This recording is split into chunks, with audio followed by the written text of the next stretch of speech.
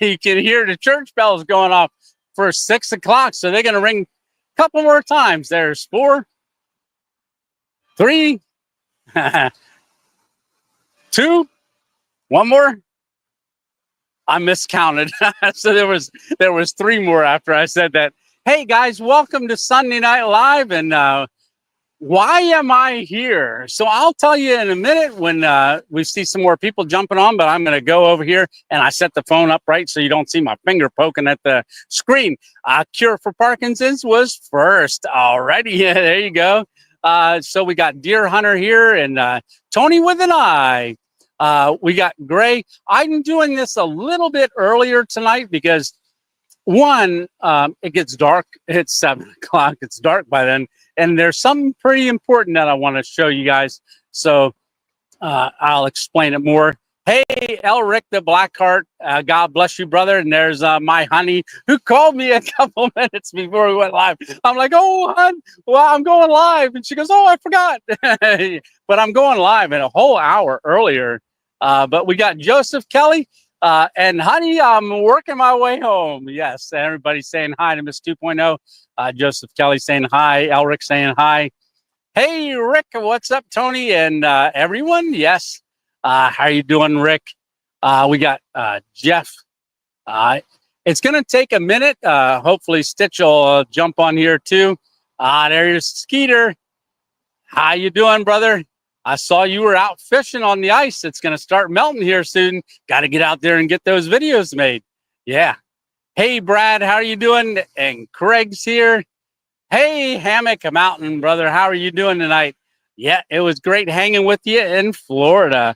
And the video you did, you went live from that roof. That was pretty intense. But yeah, it looked like a cold night. Yeah, it did. Hey, there's Kitchen Witch Tanya. How are you doing? Hi, everyone. Enjoy. I do want to say, if Mary and Johnny D. Torres are on here, hi. Thank you so much for the coffees. And they actually sent about 40 coffees for me, and with a note, God bless you, and a little extra for the brakes and rotors that we had to get done on that last video. So we're going to talk about that last video as well. Let's see. Hey, Brenda, how you doing? Yes. Robert Bell, Tony, and everyone. Hi. Hey, brother Rewild. So let me show you guys something. I don't want to spoil it, but Rewild was, him and I camped earlier. What day was that? What day was that? I forget what day it was. It was a couple days back. Not yesterday, because that wasn't yesterday. Not the day before. The day before. Was it Thursday night? Yeah, Thursday night into Friday. So he was sitting there whittling, and I'm like, oh, because the first time I ever saw Rewild do a carving, I was like, oh, I want one of those. So he was carving, and I'm filming, and we're filming and stuff. But he handed me this to look at. Look at that little guy. That looked like a little Tony. So he carved this, and then there's the back side there. He had carved this, and I'm looking at it. He goes, that's for you. And I was like, oh my goodness. Ever since I saw him carve his very first time I saw him carve one, not his first time carving, because that don't look like first time. That's some experience. I was so impressed with it. I was like, ooh, I hope I get one of them one day. Yeah. And now I got my own. Thank you so much, Rewild. I'm hoping everybody can hear me. I'm thinking you can, but it's a little bit different of a setup here. Let's see. Hey, Brian, how are you doing? So we got 38 people right now, and I'm getting ready to walk you over and show you. I don't know if you can hear it, the water running. And you saw it in the thumbnail, if you saw the thumbnail. But I want to give you a little bit, because I know we've talked about this on my Sunday Night Lives different times, about my grandfather. I've mentioned it maybe a year or 2 years ago. I've mentioned it a couple times, I believe. Life on a budget. How you doing? Happy Sunday, campers. There's Joe. There's Mary. How you guys doing? Thank you again so much for those coffees. What a blessing. And they support the channel through the Buy Me a Coffees every month. I'm just really humbled that by their love and support for the channel and myself. Scrolling down, there's, hey, Jeff, how are you doing? There you go. Let's see. All right. So I'm going to wait till we got 41 watching. I'm going to wait just for one more second. Then we're going to walk over there. And then there's something else that I want to show you just a little bit about this area, but I don't want to lose too much light, but the camera always does it good. Dazidi. Hello, Tony. Hello, hello. Okay. I'm caught up to the comments. Look at that. Amazing. All right. So over my shoulder, right here, you can see that fountain. So this morning or last night, I decided not to come up 95. I decided to go coming out of Florida to go along 17. So 17 took me up toward below Savannah, Georgia. And yesterday I spent some time below Savannah out at Jekyll Island. And if you're part of the 2.0 crew, you'll see I filmed a little thing out there on the island just at the Driftwood Beach. I wanted to go to that. But I didn't film really anything. And I spent the night at a Circle K. Then I decided last night, I talked to Matt DV. Now, Matt DV is another Subaru guy. If you guys haven't subscribed to his channel, go check it out. But it's Matt and then DV. Him and I were texting back and forth yesterday. He told me about Islander app that he used that when he traveled out west. And he said he's getting ready to get on the road again, probably Monday or Tuesday. And he's coming down through North Carolina, South Carolina. I thought, oh, that'd be a great time to hook up while you're doing that. My plans are so far, I'm not sure, but I'm en route to see my stepmom in Myrtle Beach. But last night I got the thought of looking at the map, and I was on 17, and that's 17 right there. I didn't even realize it, but I saw that it kind of headed towards Somerville, and I thought, am I going to go through Somerville? So I'm in Summerville, South Carolina. And the significance of this fountain, in 1958, my grandfather, he was a fire chief for the Somerville Fire Department. Fire chief, I think from 1938 to 1958. Now, I was born in 65, so in 1958, there was a call for a fire, and it was it turned out to be a non-fire. But en route, because he was there at the station, he jumped in the water truck and was heading out on the water truck. And I got confirmation about this story today from over at the fire company, because I didn't know all of the details. But they were, he was heading out, and the one light he had to go through, and he had the sirens blaring and everything. And there was a car that T-boned the water truck and flipped it. And when it flipped it, it killed my grandfather. Now, my mom, she was maybe 13, 14 years old at the time. So, she was a teenager. My grandmother never married. But the town, I've seen this fountain before as a young kid. The town did a, hopefully you can still hear me as we walk around this, made a fountain. Now, this isn't remodeled, but when I got here, I'm looking around and for the plaque. So there's a plaque right there. I'm going to read it to you. Set you back down. It says, in memory of Robert M. Bunch, February 1909 is when my grandfather was born. And then November 11th, 1958 is when he passed away. So the town had put a fountain in. Now, I remember the fountain being very low to the ground. And I was talking to someone today, because I've been here for a while, a couple hours. It said that they actually remodeled this several years back. and they put in a water system over here, all the plumbing and stuff over there.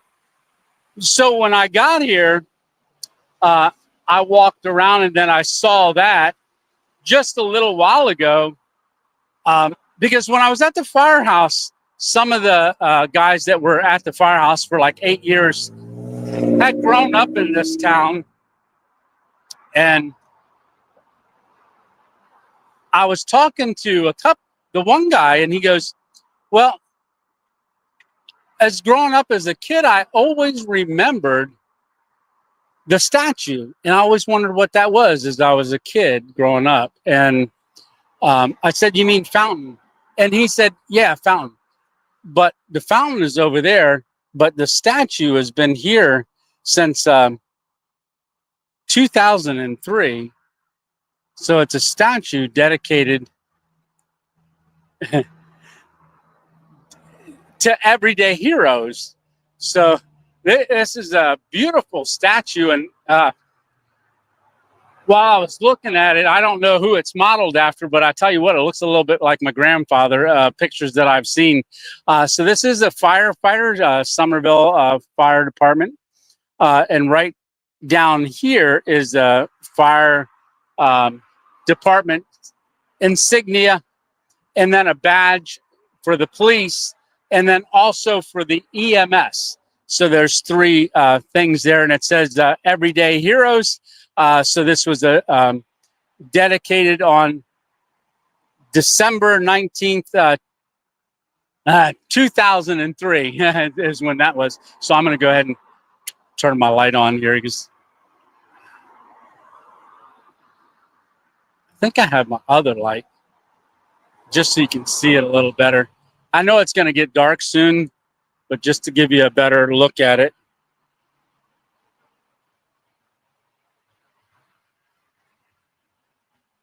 So you can see so there's the statue. It actually looks brighter outside in the camera than it does right now. But so this was, like I said, a statue by Robert Allison had made that for everyday heroes. Really interesting. So this road, which is Route 17, I'm going to set this out here. Down this way is, if you're familiar with Somerville, Somerville's been having this event for as long as I can remember. I remember it as a kid. They have a annual azalea festival because most of the plants that you see around Somerville is azaleas. That's what's all around the statue here. There's azaleas that are 10 feet tall, but they block off this whole road. And it's all families and pedestrians walking down the center, going to different things. And then you make your way down to the park and then walk through the park, which is the Azalea Festival that they have every year here in Summerville, South Carolina. So my mom was born here. My grandmother is from Somerville as well. She passed away many years ago. So a little bit about my history with Somerville. My mom's brother, Joe Bunch. So I was down at the fire department and was talking to them, and they're like, yeah, we know Joe Bunch. My uncle, he was a deputy or sheriff, and he walked kids on the crosswalk to school, when school got out and things like that. So everybody knew him. And I met a lady that had came to the fountain a little earlier. And I said, yeah, this is my grandfather. And I said, my mom's brother, Joe Bunch, because she said she went to high school here. She was here with her mom and her grandkids. And I said, Joe Bunch. And she goes, he was the cross guard helping with the school, the deputy that always helped with school. She said, definitely remember him because he gave all of us kids like names, like nicknames and stuff. It's great here. Tearing up a little bit. Great hearing history because you know, as a kid, you don't really realize a lot of that stuff. I want to bring you out here real quick to show you something else. We got to watch a car. Sorry. So right here behind me is a blessing box. And hiya, you gonna go to the blessing box? Okay. Yeah. Oh, there you go. Do you eat salmon at all? You do? I've got. I was gonna put them in here when I was done. I got some salmon bags. Let me get that. I'll grab it out here. Sorry, guys, but somebody just pulled up and they wanted to go into the blessing box. That's why I didn't show it, because I'm doing this. But I do have some salmon here that I was going to put in the box when we were finished. Here, let me just get it so I can see this. I had a couple things that I was going to stick in there, so it's good someone pulled up. Here. How do you pick jasmine rice? Oh, jasmine rice. You would just cook it like normal rice, but there. That is. That's jasmine. This is lentils. So this is a soup. So you would, if you look up online how to do that, it will definitely show you. But I've been carrying these. I was going to put these in. These can be out, but they're going to be cold, so they're already refrigerated. And these are some chomps. They're jalapeno chomps. So maybe you're. Oh, good. How you doing? All right. So that is really neat, because it's right next to my grandfather's fountain. This blessing box right here is really cool, because I've been seeing people come and bring food and put in that blessing box. And then I've seen people come on bikes, some not speaking English at all, come and get things out of there. And I gave one guy some salmon. But this is a real blessing to see all of this happening. You know that people may not know that that's my grandfather's fountain, but I know, and you guys know, right?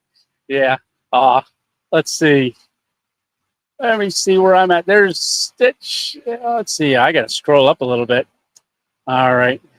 So we do have 61 people watching. I'm going to get back to the top where I left off.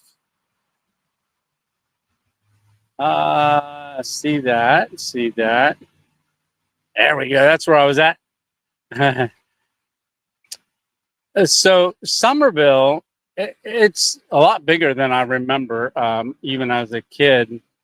Lisa and I, early on in our marriage, we came down here for the Azalea Festival.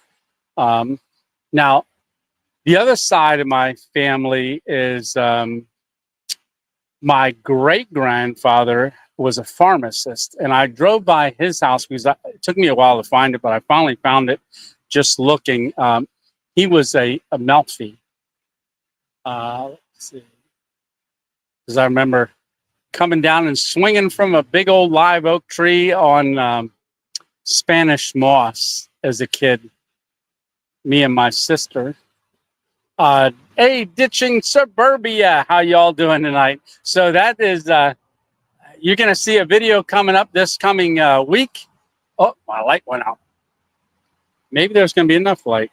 Oh, yeah, that one I used up the other night. So I got another one just in case. You're going to see a video coming up this Thursday with Dick in the Dirt. And that is his other channel, is Ditching Suburbia. So you guys may not know that one as much, but Lisa and I watched them, Super Awesome Wife and Dick in the Dirt, hike down the Grand Canyon, stayed a night, and then hiked out. And then the next week, You've got a video coming up with Rewild Outdoors. Yeah, which is going to be really awesome. There's super awesome wife. Hey, Daniel, how are you doing? Hey, folks, Paul's still working, so he may not be able to respond. Oh, that's fine. Thanks for sharing that. Super awesome wife. Hey, I do adventures. How you doing? I'm not reading a lot of these comments because I can't see as much. But I see North Carolina hammock hangers. Alrighty. Oh, Woolly Swamp. Yes. Yes. Go check that out. Hey, Dan, how you doing? Very neat. Well, I appreciate that. Yeah. Hey, there is Kayanne. How you doing, Kayanne? Good to see you in here tonight. Yes. We got Hammock Mountain. Let's see. There we go. I knew I'd finally get down the stitch. I saw you in there, but I had to scroll back down. So we got 69 people. And like I said, I'm a little early. The sun did set in that direction right over there. Now it's just a light, a street light. So I'm keeping you this way, thinking we might see a little pinks, but I doubt it. Yeah. Let's see. Discovering family history sites gives you a wonderful feeling. Thanks for sharing your life, making everybody feel good. Well, thank you very much. Yeah, as when you're young, you don't realize all that stuff. But what I was going to say about my uncle, Uncle Joe, he was known by Joe Bunch. I don't know if it was maybe 15 years ago. He would be in his 80s now, but he was delivering mail. The fire department told me that he was delivering mail, which I didn't know what he was doing. I just knew that he got T-boned as well driving and lost his life as a couple, well, more than a couple years back. But that's I moved down to South Carolina right out of high school. I turned 18 on the train coming down to Summerville, South Carolina. I was here not for more than 9 months. I worked at Durst Baking Company in Charleston. So I stayed with my uncle, and I would drive in the morning to Durst Baking Company and then get my tasty cake truck and take it all over around Charleston, but out in different directions and make deliveries. I didn't last too long down here. Ended up going back to Pennsylvania, which is a good thing. Yeah. Not that I didn't like it down here. It was nice, but I didn't really know anybody. Yeah. Hey, Gator 83. Yeah.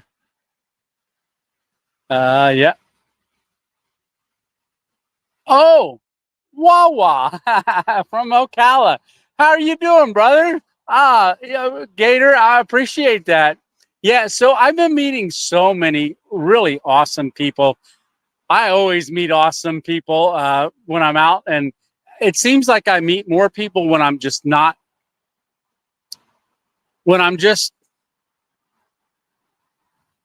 randomly going somewhere. I end up meeting more and more people when I'm just doing things randomly.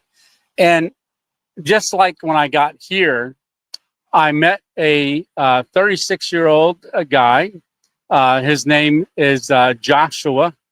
And Joshua is homeless and has been homeless for a while.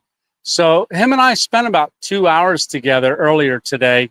And I explained to him what stealth camping was. I said, you are doing some ultimate stealth camping. So I just shared with him some different things that I do, but also said I do it for fun.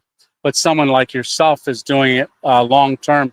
He is recently received Christ. We went, talked about scripture, talked about things. I gave him a lot of encouragement. to the point where we were both standing here all teared up. Yeah. I don't know if he'll be stopping back around, but if he does, I'll introduce you guys to him. Really super nice guy, and definitely praying for him. That's thick and teary-eyed. Oh, yeah. Yeah, but thanks for being here from Gator 83. Oh, that is awesome. Did you, a lot of times when you see a number, it's when people were born, they go 83. If I put 83 there, it's when I graduated. So, yeah. Let's see. The tip, check him out. Yes. Yeah, and I see Gene there. Hello from Georgia. Yeah, Gene, I was just going all around. I was grilling chicken, but I was thinking about you when I was coming through Georgia, but I had no clue what I was doing. I didn't find, so yesterday was kind of a little bit of a scouting time for me. I went after Rewild and after Sean and I got done filming that morning, we broke down camp. I sat there and edited out there for a while, and then I decided I was going to drive over to Crystal Springs there in Florida. So I drove over there. I got there. It was just getting dark, and I looked around, and I thought, I just didn't feel like I was supposed to be there. So I got a cup of coffee and pulled out and started driving again, and I went right below Gainesville because that's when I decided to stay on 17 and not pick up 95. And I ended up, where did I sleep? I slept somewhere. Oh, I slept outside of a Wawa. Like I said, I wasn't filming, but then I got up in the morning and I started driving again.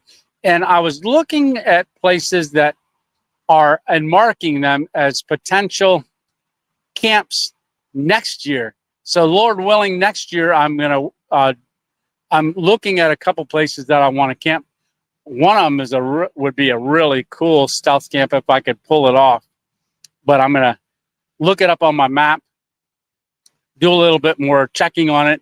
But I think I can pull it off. I think it would be a great one. Yeah, I think that would be really good. So that'll be something for next year, unless I drive down here again to do it. But it does cost quite a bit to drive down here and back. Hey, Nikki, how you doing? Hello from Beatty's. You keep us entertained. Yeah, you do.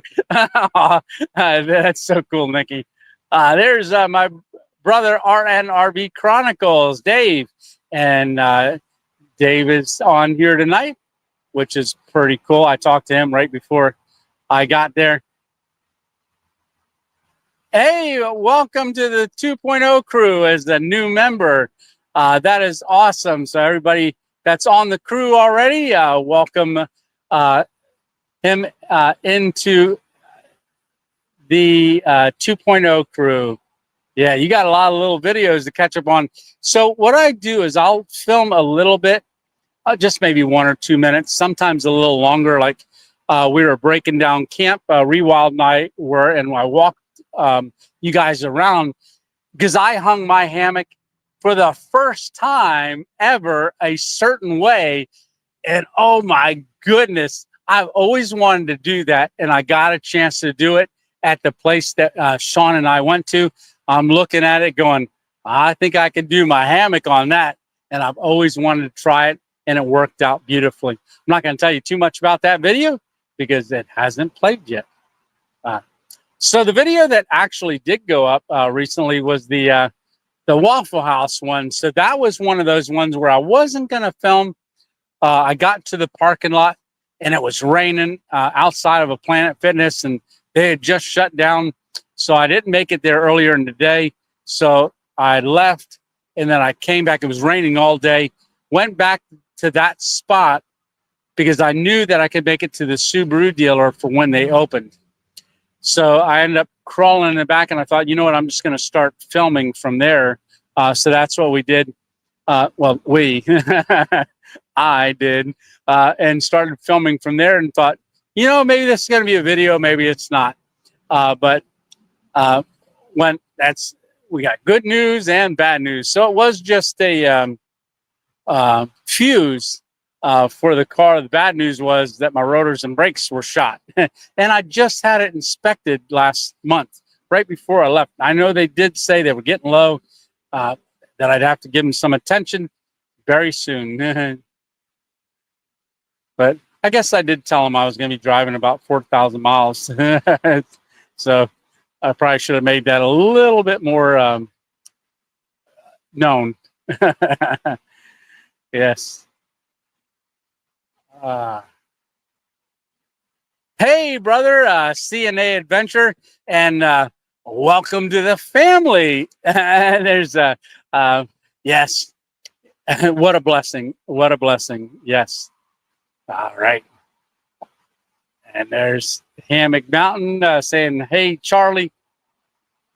Hello, everyone from CNA. Hey, Susan, how you doing? Good evening, everyone. All right. Am I caught up again? Yes, I am. Oh, nope, I'm not. RJ Adventures, welcome, welcome. How are you doing tonight? Hopefully you're doing good. So I don't have, I don't know where I'm going to stay tonight, actually. Choni, just to make you feel better. Just finished smoking a dino rib and finishing up in the oven. Oh, I know that process because when I was out there, Stitch made me dino ribs. Oh, they were delicious. I don't think I ever had a dino rib until I had one over there with Stitch. And I do want to say that I was at Hart's and Skipper had barbecued. They had some dino ribs there as well. Stitch, I'll tell you what, you might win a ribbon if they tasted yours or entered it in the competition. They were both very good, but got to edge out a little bit with Stitch. All right. On our way. On our way. Yeah. Says super awesome wife coming for them dino ribs. Yeah. All right.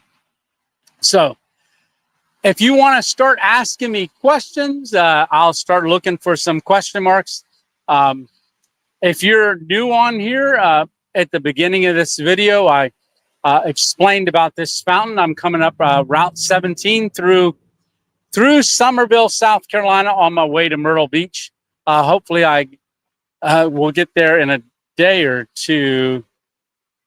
I do adventures. Awesome. Thank you so much for that super chat. Blessed to know you, Tony. Oh, I'm very blessed as well. I'm blessed by all of you guys for being a part of the 2.0 family. Just such an amazing support and blessing. Let's see. So I was explaining when we had light, and I could show you the fountain. So I explained why I'm at this fountain. My grandfather, who was the fire chief, 1938 until 1958 for the town of Somerville. And there was a call that was not a fire, but they didn't know that at the time. He jumped in the water truck because he was the only one at the firehouse. He headed out towards the fire, got down the road not very far, and going across an intersection with the sirens on, a car came and hit the side of the water truck, and it flipped the water truck onto my grandfather, and he passed away in 1958. At the time, my mom, she was like 13 or 14 years old, and her brother Joe, but whenever that happened, I wasn't even born yet, so I've never known my grandfather. I did hear he was a big football fan. In fact, the town, I did see a photograph once of, you know how you donate flowers? Well, the town had a field, and they built a football field out of flowers with it had goal post and everything, and then all the flowers for him because he was such a big football fan, even back in 1958. So I did see a little Polaroid picture of that many, many years ago when I was a lot younger. A lot younger. But this isn't the, it's in the original location, but this isn't the original fountain. The original fountain was actually lower, almost like just the circle may have been there, one of the circles, but that was the fountain, low, very low to the ground. And I can remember one of the people that I was talking to said that as senior pranks, they would always, every year for like senior night or something like that, fill it with dish detergent and stuff like that, and there would be bubbles all over the place. So, yeah. Now, I mentioned that to the fire department. I said, yeah, I heard they seniors used to put, because I asked the one because he said he was in school. And I said, did you put stuff? He didn't say, but he said, yeah. He says they do it at the other fountain. So Somerville, the center of town is that way. It's got a ton of little shops and stuff. And I believe my great-grandfather was a pharmacist. I remember going into a pharmacy. I don't think he was alive at the time. I was only like 8 years old. And my sister, my cousin, and we walked to the pharmacy and got, I remember it to this day, like they had penny candy, but I got bubble gum, apple flavored. The day before, my sister and I were supposed to get on the plane to fly back to Maryland, and I went to sleep. And I've never remembered my grandmother ever being really upset with me, but I went to, and I bought like 5 pieces of this gum, and I'm chewing it. I went to sleep. We had to get up early, and I guess the gum fell out of my mouth, and it got stuck all in my hair. And she was trying to get it out of my hair in the morning because we had to get to the airport. And I just remember, I'm sending you back to your mom like this. And yeah, just memories. Yeah. Yeah, it was a long time ago. So that would have been about 51 years ago, maybe 50 years ago when I was down here. Like I said, I came down right out of high school around 18. Turned 18 on the way down here. But the town made an original fountain here. Now, why I showed you the center of town, when I was looking up fountain for Somerville, this one actually didn't come up. There's one down that way, about 3 blocks down, that comes up, and I forget what that one's called. Hudson Fountain. So it's a little walking path and area, and there's a fountain there, and that's the one I went to first. And I was walking up to it. I'm walking. I was like looking at it. I don't remember it looking like that. And there was a family there, and I said, "Hey," I said, "is this the only fountain that's here?" And they said, "Well, this is the Hudson Fountain. There is and I told them, I said, "There's one dedicated to my grandfather." And they said, "There is one over behind Town Hall." And when they said Town Hall, I remembered that it was Town Hall was that building right there. That's a clock up on top. So that's Town Hall. So I had originally went down one of the streets and found a parking spot over there, and then walked over here. And then as I was walking up to this one, I'm immediately looking for the plaque, and the plaque is on the other side. I did show it on the video. I could show it for you guys and walk anybody that just came on that didn't get a chance to see this, because I did that early on while we still had a light. But I am going to walk over. Let's see. Okay, we do have a question from Joseph Kelly. You got to come to Tennessee, hopefully. Yeah, that would be awesome. And I see another question up here. I'm going to go up a little bit. So, where was your favorite spot in Brookville? Okay, let me answer this question.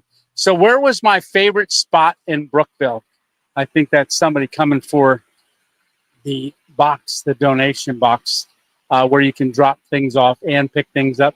That's that box right there. And earlier in the video, we had somebody that pulled up and was getting some things out of the box.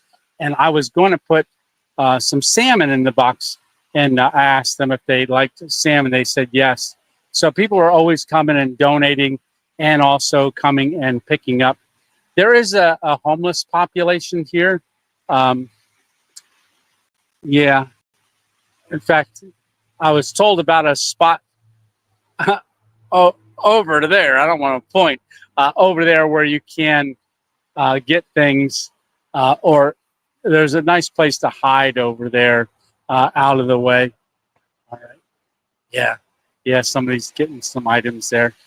But let's walk over here. So my favorite spot to camp in Brooksville. Well, actually, it was a lot of fun going and camping with Dick in the Dirt out where we camped. That was a really great spot. It's hard for me because every place is making sure my phone doesn't stop over. Yeah, that person just got some things out of the box. That's great to see. So right down here, like I said, it's hard for me to figure out or to really say what favorite spots that I have because I have so many of them. But down here is the plaque, and it says, in memory of Robert M. Bunch, 1909, February 26th. So my grandfather was born in February of 26. November 11th, 1958 was when he was hit by another car while as a fire chief on the way responding to a call that turned out being a false alarm. And that's what's so amazing about firefighters and EMS and everybody, that whether they don't know if it's a false alarm, right? They just respond because it's an alarm. And they are really our unsung heroes. And really with the community, the police and the fire departments and EMS. So we're going to take a little walk down here. I'll show you this statue. It's nice and dark now. I know I have a street light right behind it. But Brooksville, I had a great time in Brooksville. And set this here. So this is get that light out of there. Let me take you over here a little bit. We're walking you around. So this right here is a statue that was put here in 2003. Can you see it? I'll back up with my light. I guess I got to shine it at it, right? There we go. So this statue here, believe it or not, I have seen a few pictures of my grandfather. I don't know who this was modeled after, but it actually looks a little bit like him. So this says, Everyday Heroes, dedicated on November 19th, 2003. They serve so that we can remain safe. Let us never forget their quiet commitment to our community. Everyday Heroes honors all the men and women in our public safety community, past, present, and to come.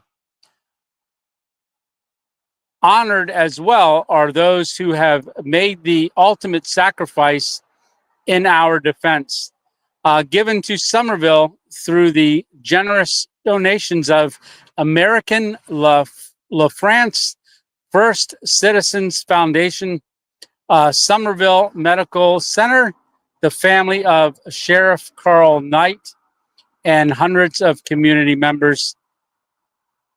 Sculpture in the South.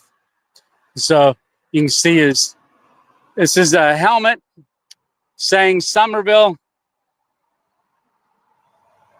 South Carolina, firefighter. Yeah. And we have, now this is granite, brick with inlaid granite, an emblem for the fire department, for the police department, and also for the EMS. Hopefully y'all can hear me. But yeah, it's a really neat statue and a oxygen bottle right back there in the corner. And going all around here, not these. Well, no, I think they are. So these are azaleas. No, this is azaleas over here. So these are all azaleas here. And Somerville, look it up. Somerville has what's called the Azalea Festival every year. And I remember doing that as a kid, doing the Azalea Festival. Yeah. Just looking around. Beautiful houses down here with very large porches and things like that. But yeah, if you're just tuning in, that's what that was my not that. That's to all the unsung heroes. But the fountain was placed there in memory of my grandfather, Robert M. Bunch. Now, there was a subscriber one time when I said that story, and he actually sent me a picture. There's a place where all fallen firefighters are recognized, and he had sent me and looked up and sent me, well, he was going to a fire academy somewhere. I don't remember where, but he had sent me a picture of my grandfather's name out there. Yeah. All right, so I did see another question mark. Hey, Herb Fire Studio, how are you doing? Let's see. I think I got that question. Joseph Kelly. Have you heard from Old and Crackedated? No, I have not. I do have his number. I should give him a real quick call. I don't know if he's... I'm trying to think when he was on last. But yeah, I will... Was it last... Wasn't he on last week? He was... He hadn't been around because his one puppy died. So he had not been on. I thought maybe he was with... but I'll reach out to him. Hey, William, such a very cool story about your grandfather. Oh, thank you. Yeah. Kind of camping. So another question here. What's your favorite kind of camping? Stealth, tent, car, hammock, stealth. So believe it or not, any kind of camping is my favorite camping. So that's what's so cool about my channel is that it's not named Stealth Camping Adventures. And it's not tent camping adventures or car camping adventures. It's random adventures, which really, when I thought, when I started the channel, I was thinking for almost a week, what am I going to call that thing? I tried to think all kinds of things. Then one day, random adventures came to my mind, and I thought, oh, that's cool. Because when I started out, I wasn't camping. I was doing hiking and gold panning, got added into the channel. Then eventually Trail Magic got into the channel for the Appalachian Trail. I know last year I wanted to go to Amicalola Falls, but there was so much ice. I don't do steps that great. Yeah, but we made it through. Oh, look at the blue light. So car camping, I do like car camping. And because I'm hidden so well with the hatch open, I don't know if you can see in it, see the lights. Yeah, when it's darker, when I have the thing closed, you don't see those lights as much. I'm walking this all around, but see the house with the porch? That's a wraparound porch. Just that southern look. I like that. That nostalgic, old southern nostalgic look. Yeah. All right. But I do like all kinds of camping. I know Stitch is probably going, he's always answering. I never say my favorites. But I do have a couple of favorite hammock spots. One of my most favorite hammock camping spot was when I was out there with Stitch, and we went up to the crags area and camped out there. That was very beautiful. 10,000 feet, really nice. And I would say my number 2 spot, I don't know if it's number 2 yet or not, because believe it or not, one stealth spot was unbelievable. Right next to a Dollar General. I'm sleeping next to a little creek, and you would think I was out in the middle of nowhere, and it was just so neat with the creek going there, hung off of 2 little trees. But the camp that's coming up, not this Thursday, but the following Thursday, that was my most favorite hang that I ever hung my hammock. That was amazing. I'm looking at the moon. I don't know if you guys are going to be able to see it. There you go. I think you can see that. So that's a moon and a star, one single star. Now, last night, that star was a lot closer to it. Just watching it, make sure it's not moving. Like, oh, you just showed them a plane.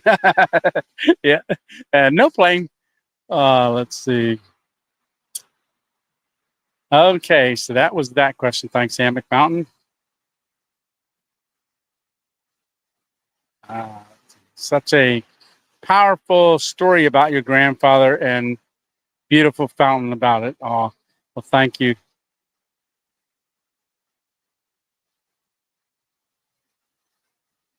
Hey, Chris, how you doing? Angie from Lakeview, Ohio, would like to know how much time you have. How many times I was caught while camping? Well, there's that Walmart one where I got busted. In other words, or not many. There's that one. I have so many videos. I'm trying to remember. I have almost busted. There was that one where the state police came up. But yeah, the only one I was asked to ever move or walked up on like that was that Walmart one. And I was doing rookie mistake. And so, and I scoped that one out for a while too. And, but that's the only one I was ever, I'm going to turn you this way. Is that fountain like that. So I don't know how long this is going to be, this live, because I don't know if y'all can hear the fountain, but I hear it. And I know eventually it's going to work on me to have to go to the restroom. But I've got a coffee in here, which is good. Cheers. Salute. That's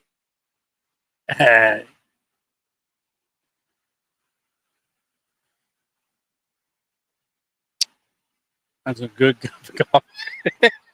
That's a good cup of coffee. Yeah, it is. All right. Well, get back to comments, Tony. Let's see. Yeah, but I've met a tremendous amount of people on this trip. And this one's a little different than last year because just like HangCon, the HangCon video was way different than last year's. And Stitch has even mentioned about it when Stitch and I were on the live. This year, I was really very comfortable of not worrying about filming. Like before I wanted to catch everything. And I was, oh my goodness, I'm going to miss so much. And I was running. Well, I can't run, but I was going around like, I got to catch this. This year, because I kind of knew what to expect. If someone wanted to talk, if it was 20 minutes, I would stand there and just listen and interact, with not even filming. And that was really, really nice this year to be able to do that. And I think the video turned out pretty good. Hopefully you guys liked it as well. Hey, Nick, how you doing? Great channel. You should come camping in Maine. I want to go to Maine. I definitely do. Maybe this year we'll make Maine happen. I've always wanted to go up to Maine. Yeah, so definitely. Captain Andrew Crabtree, why did you decide to do the carnivore diet? Oh, that's a great question. So being type 2 diabetic, always trying to control my sugar and things like that. I was already doing pretty much, if you know anything about low carb diet, keto. But when I was down at HangCon last year, I met Homeless Santa down there. Now he's from Virginia, and we met in Florida. And then in April, I went to a event, MAHA, MAHHA, the Mid-Atlantic Hammock Hangers Association, Dutch wear, Dutch gear. Dutch puts it on every year, spring and fall. I had gone to their spring event, and I saw Homeless Santa coming. Well, it didn't look like him, but he had a Santa hat on, and I looked, and I said, Homeless Santa? And he goes, hey, Tony, yeah. I said, man, you looking great. And he goes, yeah, I've been doing carnivore. And I was like, really? And he said, yeah, I'm off all my diabetic medicine. And I was like, really? Now, I was having a lot of stomach issues as well for like 5 years. And so after that event, I had known, if you guys follow Nicholas Green Outdoors, Nicholas Green had started Carnivore December 5th a year ago. So I knew a little bit more about it because he was doing it. He's like 21 or 22 years old. And I'd see him talk about it a little bit. My wife mentioned it to me different times. But after that event and seeing Homeless Santa and struggling so much with my stomach, I decided, you know what, I'm going to do the carnivore. I really didn't look up much stuff. I looked up a little bit of stuff. And then what I did for me is I prepped for 5 days. And 3 days into doing the diet, I checked my blood sugar and the number was 70. It had never been 70 all my life. Even with fasting, exercising, it was always 185, 225, 400, even on meds. And it was 70 that morning. Miss 2.0 was visiting her mom in Pittsburgh. So I set a bottle of syrup on my nightstand in case in the middle of the night I didn't want to pass out.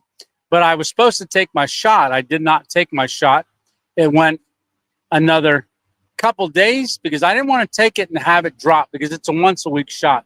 A couple days later, I was still taking my blood every day, and it was still looking really, really, really good. And I went, you know what? I don't recommend you do this. This is what I did. I'm not a doctor or physician, just sharing you with my journey. So I ended up going to the doctors 8 weeks later, and my numbers were amazing. Went back 4 months later, and they finally took me off all the meds on my chart because I wasn't taking them, and my numbers just got better and better. But they were blown away. So I don't know if I would have continued it. Well, I liked how I felt. Must be 7 o'clock. We're gonna get 7 rings. So 3. Why do I want to count them? 4. Yeah, beautiful.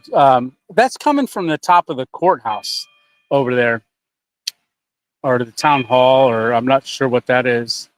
Municipal building, something over there.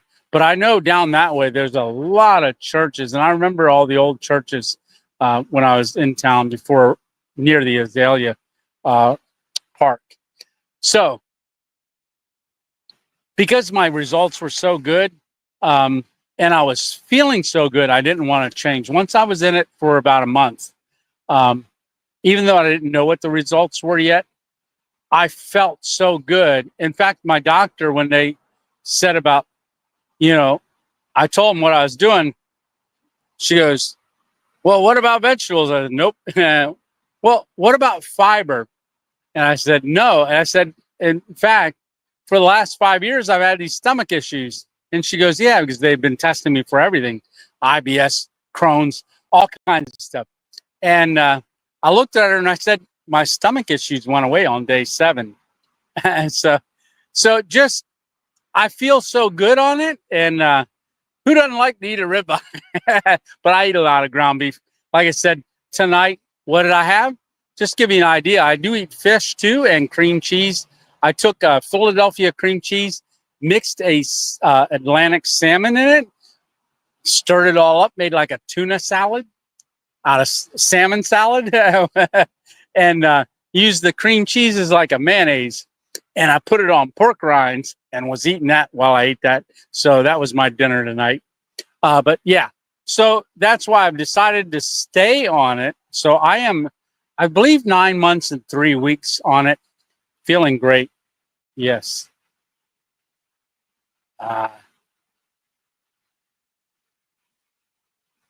Hey, there's Freddie. How you doing, Freddie? About 2 hours away from him. Oh, that is awesome. Yeah, I know you're in South Carolina, Freddie. We should figure out. I'm not exactly sure where you are, but Freddie, maybe we should meet on my way back north. I'm headed through Charleston and then ultimately up to Myrtle Beach. But I've got a couple days here and there that what I've been doing is kind of stopping at places and just looking around. When I say looking around, getting familiar with being off of 95. I'll tell you what, you see so much more when you get off the main route, like 95. Heading down, I wanted to beat the snow and ice.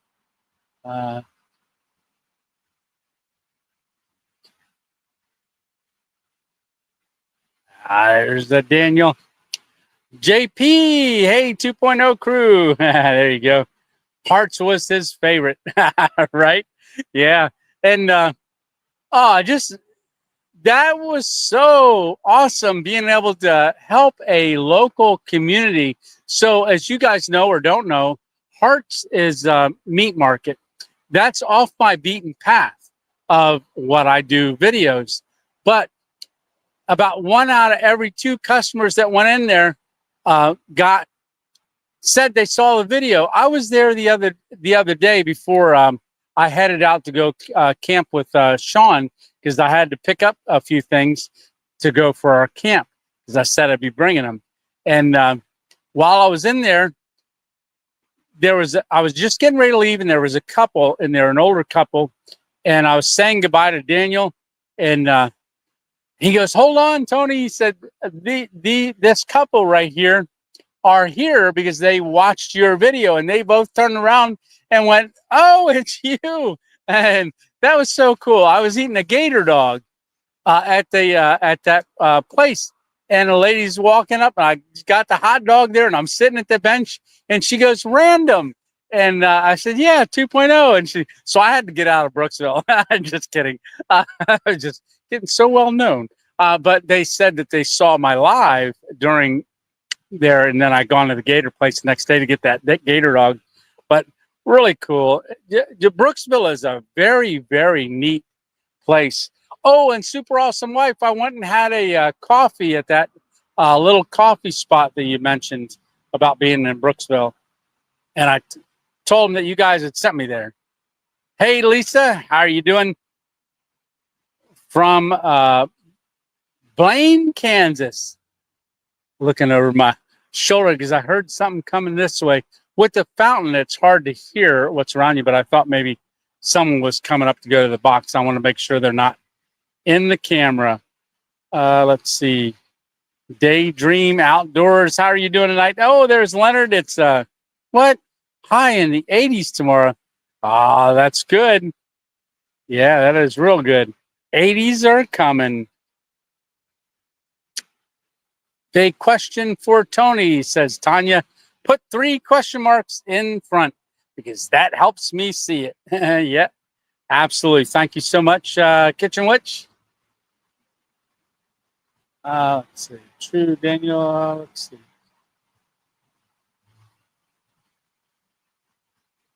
Oh, okay. So that's Venus. That's close to the moon. All right. Yeah, it was a little bit less of a sliver last night. I saw it while I was driving. Oh, what I was saying is I got to oh, hey Adam, how you doing? Love the blue lights in the car. Yeah, no, they're not O lights. Those are fairy lights. Let me move you back here. You can see them up near the top. Those are the fairy lights that are in here. I have them set at blue right now. But I got a little remote. We can do purple. We can make them blink. We can do red. We can do white, yellow, all kinds of stuff. But I like that purple. That was pretty cool, purple. So we'll go purple for a while. But yeah, they're not the O light. That's just fairy lights. I think I got those at Walmart. They're USB, and I ran them around the cargo net, and then I have it plugged into the power bank. Power bank's been working really, really good, really good. So ever since they gave me 3 extra fuses, and so far it's been a couple weeks and it's running good. I don't know if you can see it from there. But it is at 97%. So the fairy lights, I have those plugged in to the power bank so that when I'm in there, I can put it on red or whatever, wherever I'm at, do that.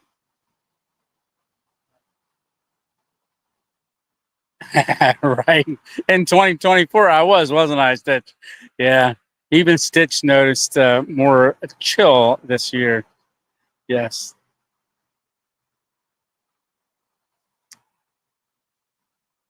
Hey, Holistic Patriot, camping in Maine and get some lobster rolls, right?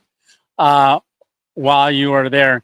Yeah, there's a hang actually in that I wanted to go to. There is a hang in Maine. It's called the Lobster Roll Hang. That's in the fall as well, I believe.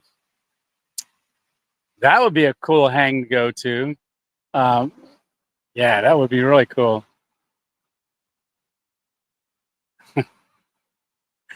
Let's see. When will you start your? When will I start my carnivore channel? I do have a name for it, but because I'm on this channel, I do have a channel. I might have 1 sub, which is my friend RNRV Chronicle, because when I was out there in Arizona, we were talking about it, and it's actually called Carnivore Cooking in the Wild. And because I cook in the wild all the time, but I really can't.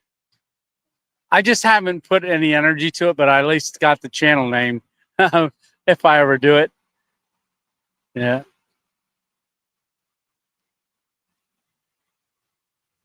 Oh, that is cool. So you went carnivore years ago, down over 145 pounds, 64, and feel great. I know. That's what everybody. Once you get over the first. Some people it takes a little longer, but I think because I was doing keto, like a version of it in the beginning, because I didn't eat bread. I did eat baked potatoes, but that was my poor man's ribeye. I could do a baked potato with tons of butter and A1 sauce. I used to do that when I didn't have a lot of money before I was married, and I was like scrimping by. I would do a thing called poor man's ribeye. I would take a baked potato, bake it, smash it all up, load it with butter, and then put A1 sauce on it and eat it. Like I'd cut it with a knife and a fork, like I was eating a steak. That was my poor man's steak. Now my poor man's ribeye is chuck roast tips done up on it in a cast iron. Yum. But that's great, Dan. Congratulations on that. Yeah, once you've done it and you recognize how good you feel, how much energy you have. I've got the energy that I had when I was in my 20s. Yeah. Yeah, just amazing. Just can't do everything I used to do in my 20s yet. All right. Hey, PT, how are you doing? Yes, David, you should do a stealth camp in a bear den. Right. Yeah. Let's see. Laugh out loud. I hit a bear in West Virginia a month ago. Oh wow, with my rig. Way too many and nasty to play around. Yeah. So I was coming up outside of Ocala, driving around because I went out where we were going to be camping a day early just to look at the area and stuff. And then spent the night outside of a Dollar General, which you'll see in the video that comes out not this week, the next week. The video actually starts out me at a Dollar General at 10:30 at night going, hey, we're going to go to sleep. And then the day starts in the morning. That's why there's oh, you guys haven't seen it. Did I? I think I scheduled it. That's why you see Rewild standing there going, and me standing there going, and the Sandhill Crane in there. But why is there a Dollar General sign there? Me pointing to it. It's because I stayed at a Dollar General the night before. So, and then that's where the video starts out at. And the way I start the video out for that one, really cool.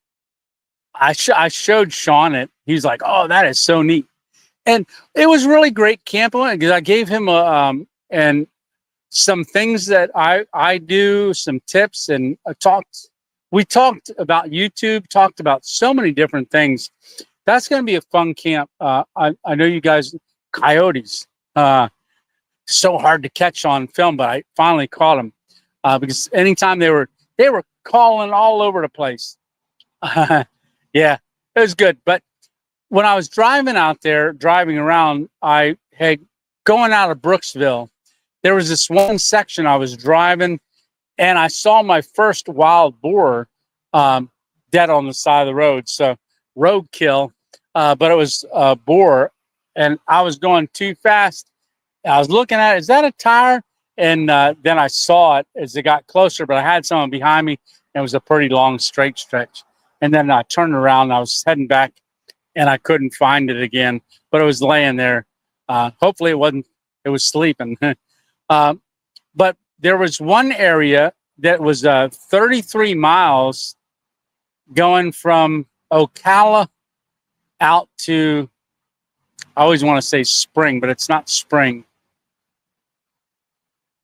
I say it in the video, so you have to watch it. But it's 33 miles, and it has, up in Pennsylvania, we have signs that say, beware of deer. It's a yellow triangle, and it's got a deer in it.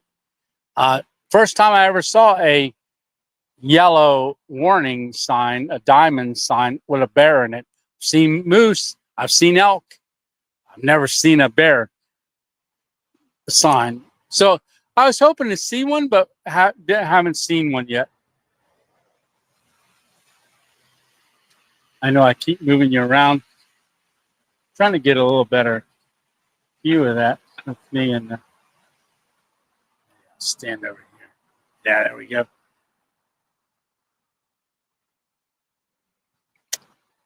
Let's see. Get back to here.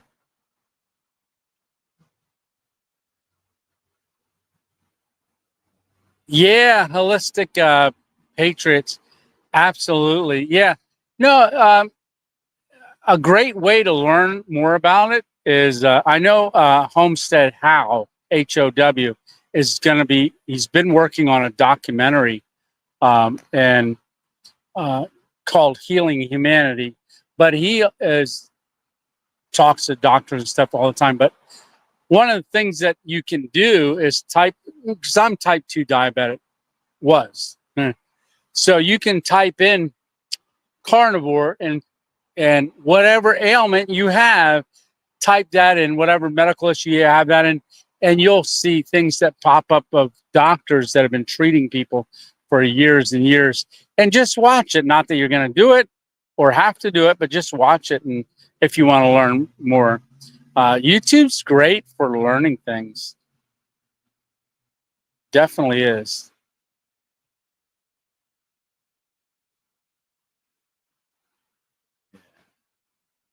Let's see. Oh, okie dokie. JMC, how are you doing? JMC squared. Glad to see you're near my stomping ground. I'm in Greenville. Oh, okay. You should come visit. It has a great downtown. Yeah, absolutely. I really enjoy this area.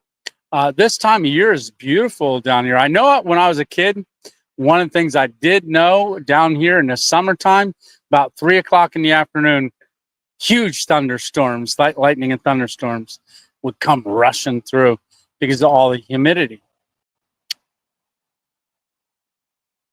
Let's see. Lisa Duncan is asking, what do I season my meat with? Well, once you, believe it or not, like steaks and things like that, when you're doing carnivore for a little while, your taste changes of that meat. I don't know if that makes sense or not, but I just crave the taste of the meat with Redmond's real salt. So this is my travel one, but I have the Redmond's real salt. I do have on my Amazon storefront, there is a tab on there that says carnivore, and I list different things like this. Early on in my carnivore, I was taking something to increase the stomach acid because my stomach acid was weakened. And that's a lot of reason why I had so many stomach issues, is that stuff got past my first stomach and into my second stomach, if that makes sense. And that was causing a lot of issues.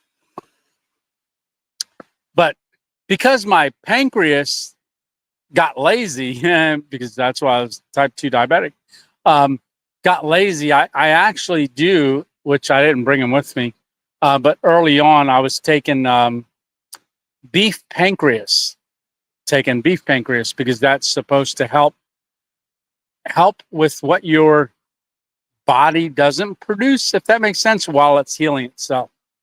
Yeah. Hey, Randy and Annette. Yeah, Randy's twinning me. All right. That was great seeing you and y'all down there this year. Look at me doing my y'alls from South Carolina.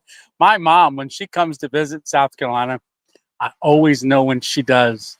She could not tell me when she went to South Carolina. And I know she comes home with her Southern accent really strong. Yeah, it's like That double meat from Waffle House looked tasty. Yeah. I thought I was only going to get 2 patties. They said, you want double patties. That means 2 patties.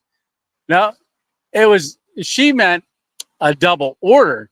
So I got 4 patties. Oh, and I found out the best way, Carnivore, best way to order if you want it low cost. Who taught me that?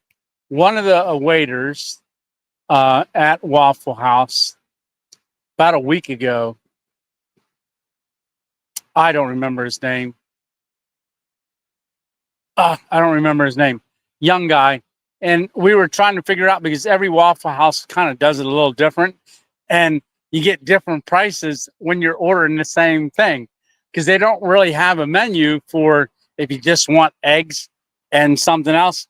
No hash browns, no grits or anything. So here's the Tony's 2.0 tip of the day for Waffle House. You go in, you say, I want either bacon.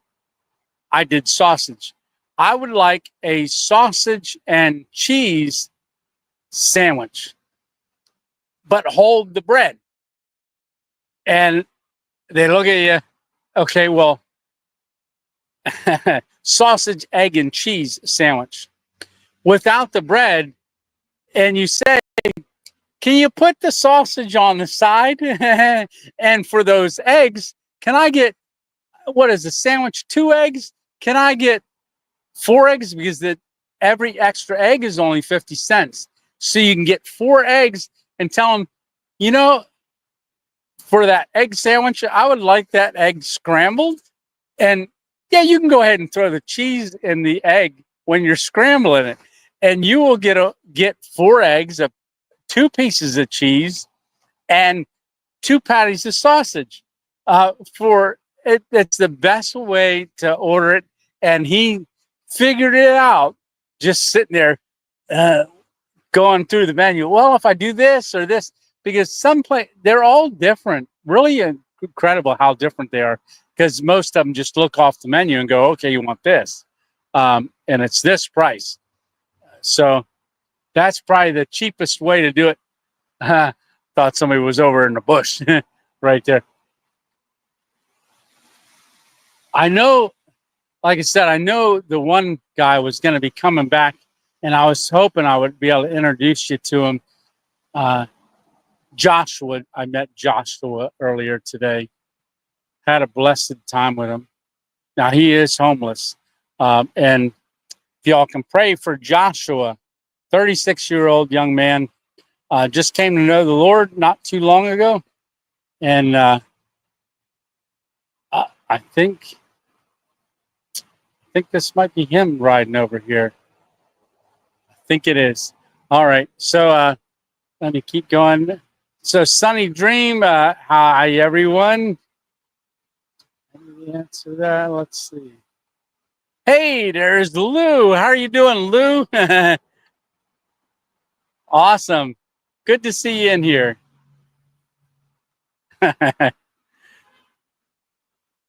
Hail the Tony imposter, Randy Beatson, right?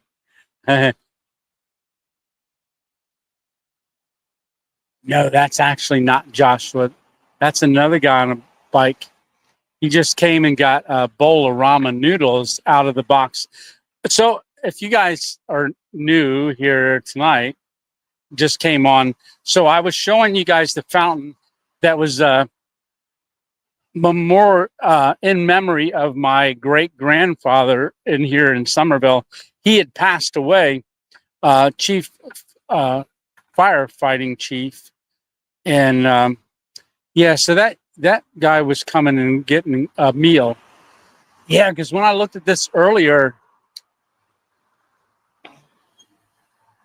so this is called a blessing box. It's right next to the fountain. It's a blessing box. Take what you need, leave what you can.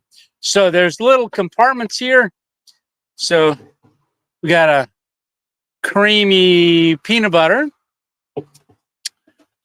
a macaroni and cheese, which this would actually, if you're homeless, you would have a little trouble making this. Maybe. I guess you could if you had a little stove, but if you didn't have a stove, that would be a little difficult.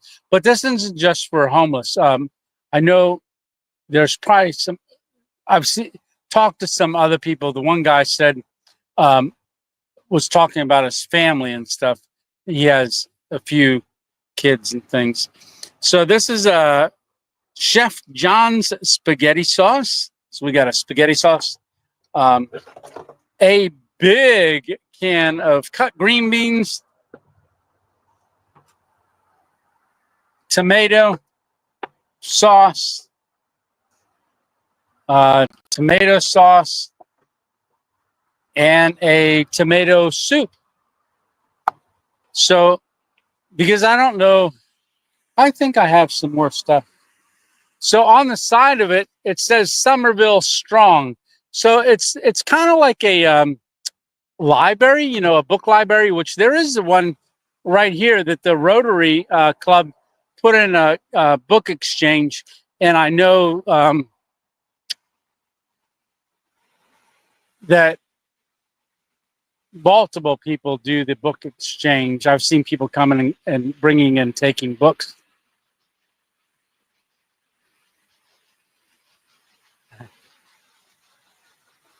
Hey, Joshua. Oh, there you are. Hey, buddy, how you doing? Oh, no, you're not interrupting. All right, so this is Joshua. We were just talking about him. Right now? Yeah. Holy crap. And that's fine. Oh, it's not. No, so this is Joshua, my friend, that we met earlier today.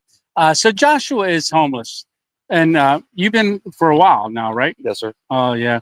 So, but recently came to know Christ and gave his life to the Lord and learned all sorts of things. We had, how long did we talk today? Shoot. About 2 hours I almost. was going to say at least 2 hours. Yeah, and we got a chance to pray together and talk about different things and got into a little bit of a spiritual warfare teaching with him. And, you know, because you've felt a lot of times unworthy. You know, what was one of the other ones? Just ashamed. Hard accepting blessings. Hard. Ashamed, definitely ashamed. Yeah. Definitely ashamed. And we talked about that, how the enemy uses emotions like that. Yeah. He uses that against us to keep us in a spot where we can't excel. So we talked about that, that he now has a weapon of warfare against those thoughts, which is, I am loved. Mm-hmm. Yeah. And we talked about that for a little bit. Now, did you have any issues today at all? No, not at all. That's awesome. I'm actually finding a lot of books and good food and snacks and stuff. So. Oh, that's great. That's great. So talking with Joshua, because, you know, as I was saying earlier tonight, that he didn't know anything about stealth cam, and I was telling him about it, and he goes, "That's what I do." And I said, "Right, you do." And but I'm doing it out of, I want to say, fun. But there are those out there that aren't doing it for fun. It's actually, they're doing it because they have to. And Joshua is one of those that is doing that. And we're definitely keeping him in prayer. And in fact, I asked him earlier, you know, what do you want us to pray for you about? And he said, you know, just that I'm able to, you know, experience the blessings and recognize them. You know, so if you guys would, you know, I know a lot of the 2.0 family pray for many people, and add Joshua to your list. He's a born again believer and a brother in Christ. Yeah, good seeing you, brother. It's good seeing you. Yeah. You know where you're sleeping tonight? Maybe over. You here. don't have to say it because we're on live. Oh yeah, but maybe actually where they're looking at. So I'll have some good people praying for me to keep me safe right here. They can have it in their mind. They'll know what to pray for. Absolutely, yeah. Because I was going to point a spot out earlier tonight, and I said I was looking, going, yeah, and then because you were giving me different pointers, And that's one of the things, because doing stealth camping, I see a lot of things, but I mean, I scope it out for a while, but you guys don't really have a chance to scope it out too often, but things become more familiar. Yeah. And just to kind of, I'm hoping they can hear you. Just to kind of, because we have, I say we, but each individual, I just do my best to keep my head up and try not to. I don't want to be walking around like, oh, well, it's raining today, or stuff like that. At least maybe if it's raining, it's not thundering and lightning, or if it's cold, maybe it could always be colder. Right. I got a hoodie, I got stuff. Yeah. I try to always have glass half full. Right. Yeah. So you're gonna be hanging out for a little while? Definitely. I'm gonna be over here, get some snacks and stuff. All right. I don't know if you showed you about the blessing boxes, but they're pretty cool. We all we've been going. The people have been coming to the blessing box. Yes. And so if you're in the Somerville area, it helps people in need. I promise y'all. and if you've never experienced or known about the blessing box, come by and check it out. It's right off 17, right down from downtown. Look for my grandfather's fountain, and the blessing box is right over there. Put some things in it. I'm going to ask you later on where I can go to get some things, because I definitely have some stuff. I know a lot of I was, as far as me, it's different, but I can however long you're going to be here, I have some time I can sit and think. I can shoot out a couple of suggestions for you that are close. Or if you're like on the way to Myrtle Beach, I could say, well, maybe okay, downtown Charleston. Or if you're planning on staying here, wherever you plan on going, I can get some ideas for you. Because like I said, born and raised Charlestonian right here, y'all. Right. All right. But yeah. God bless you, brother. God bless you. We'll be talking in a little bit. Okay, sounds right. good. Yeah. See ya. Make sure y'all tell everybody to subscribe to him, like, follow, all that stuff. He's an incredible person. I promise you. Off camera, he's probably even better than what y'all know. But nice seeing y'all. Y'all have a great night. All right, Joshua. Love you, brother. Love you too, brother. Thank you. All righty. Okay, so yeah, that's he's gonna sit over there, but that's the blessing box over that shoulder. That's the blessing box. And like I said, I've seen a lot of people coming and going throughout the day. So if you are from the Somerville area and you want to bless those in need, that's a great spot to do it with. You can put things in there, and it'll definitely be well used. Definitely. Let's see. I'm glad you guys got to meet Joshua. We've exchanged phone numbers, so I'm going to be keeping in touch with him and encouraging him along the way. Yes, Freddie, please do. After the live, definitely. Hey, Tommy, how are you doing? Oh, there goes my other light. You know what? I didn't need that light. I'm pretty well lit. But I do have another light that I could always put on, but we're just not going to. I think this is going to be pretty good. Let's see. Hey, Tommy, let's see. Any plans to come to Louisiana? Louisiana's that way, I think. Yeah, eventually. Not on this trip, but yeah, I would love to go to Louisiana. Definitely. T-Bone Tony. Yeah. Let's see. I'll get down that way before long, Freddie. Absolutely. I want to just... Hey, there's Ed. How you doing, Ed? Good to see you. Great seeing you down at HangCon. Let's see. Outdoors Dreadhead. Awesome. Yo, bro. How are you doing tonight? Good to see you in here. So it's we've been on an hour and 34, and we got 87 people still watching. Let's see. Lived all my life here. Never seen one either. Let's see. Ocala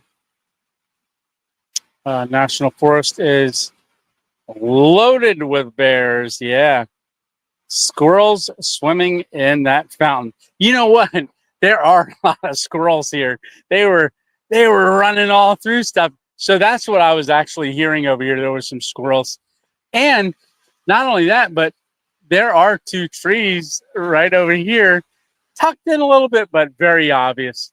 I don't know if you can see right over here. There's two trees. Yeah. And I was thinking, oh, I should hang my hammock in there. And then if the police come and says, you can't do that, and say, hey, I haven't seen my grandfather all my life because he died before I was born. And this is the fountain dedicated to him. Let's see. Josh, how you doing, Josh? Hi, Tony. I'm new to your channel. I really like it. Thanks for having me. Absolutely. Welcome to the 2.0 family, Josh. Absolutely. There's Cindy and Kurt. Love the mouse. Let's see. We're in PA. Awesome. Already are, let's see.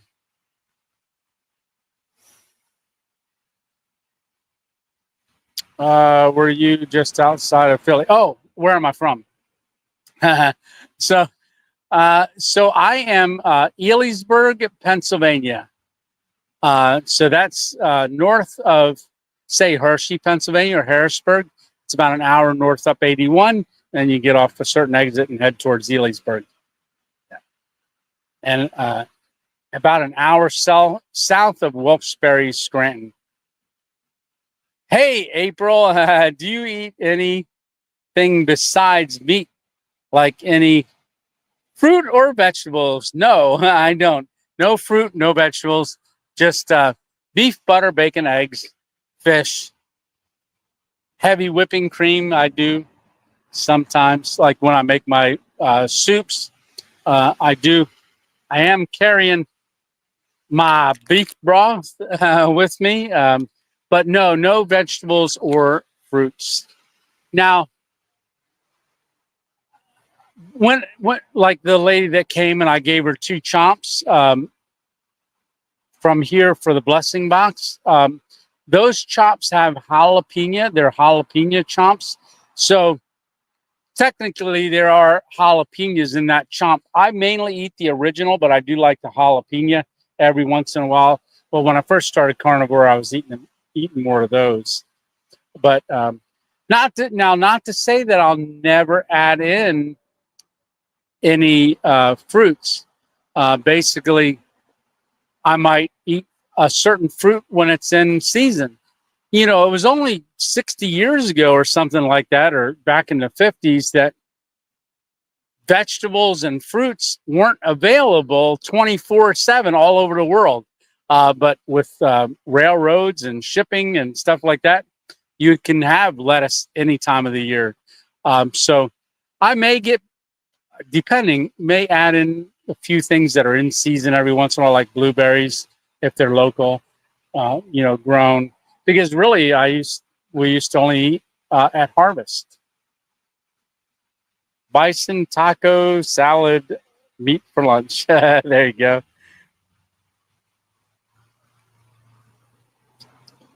Let's scroll. Did I miss anybody?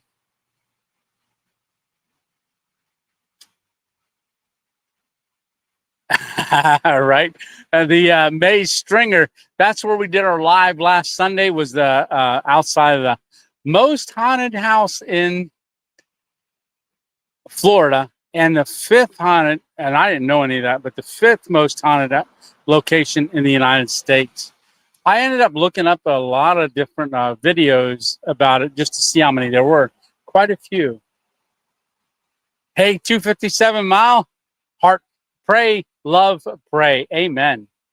Thank you so much. Yes, definitely praying for Joshua.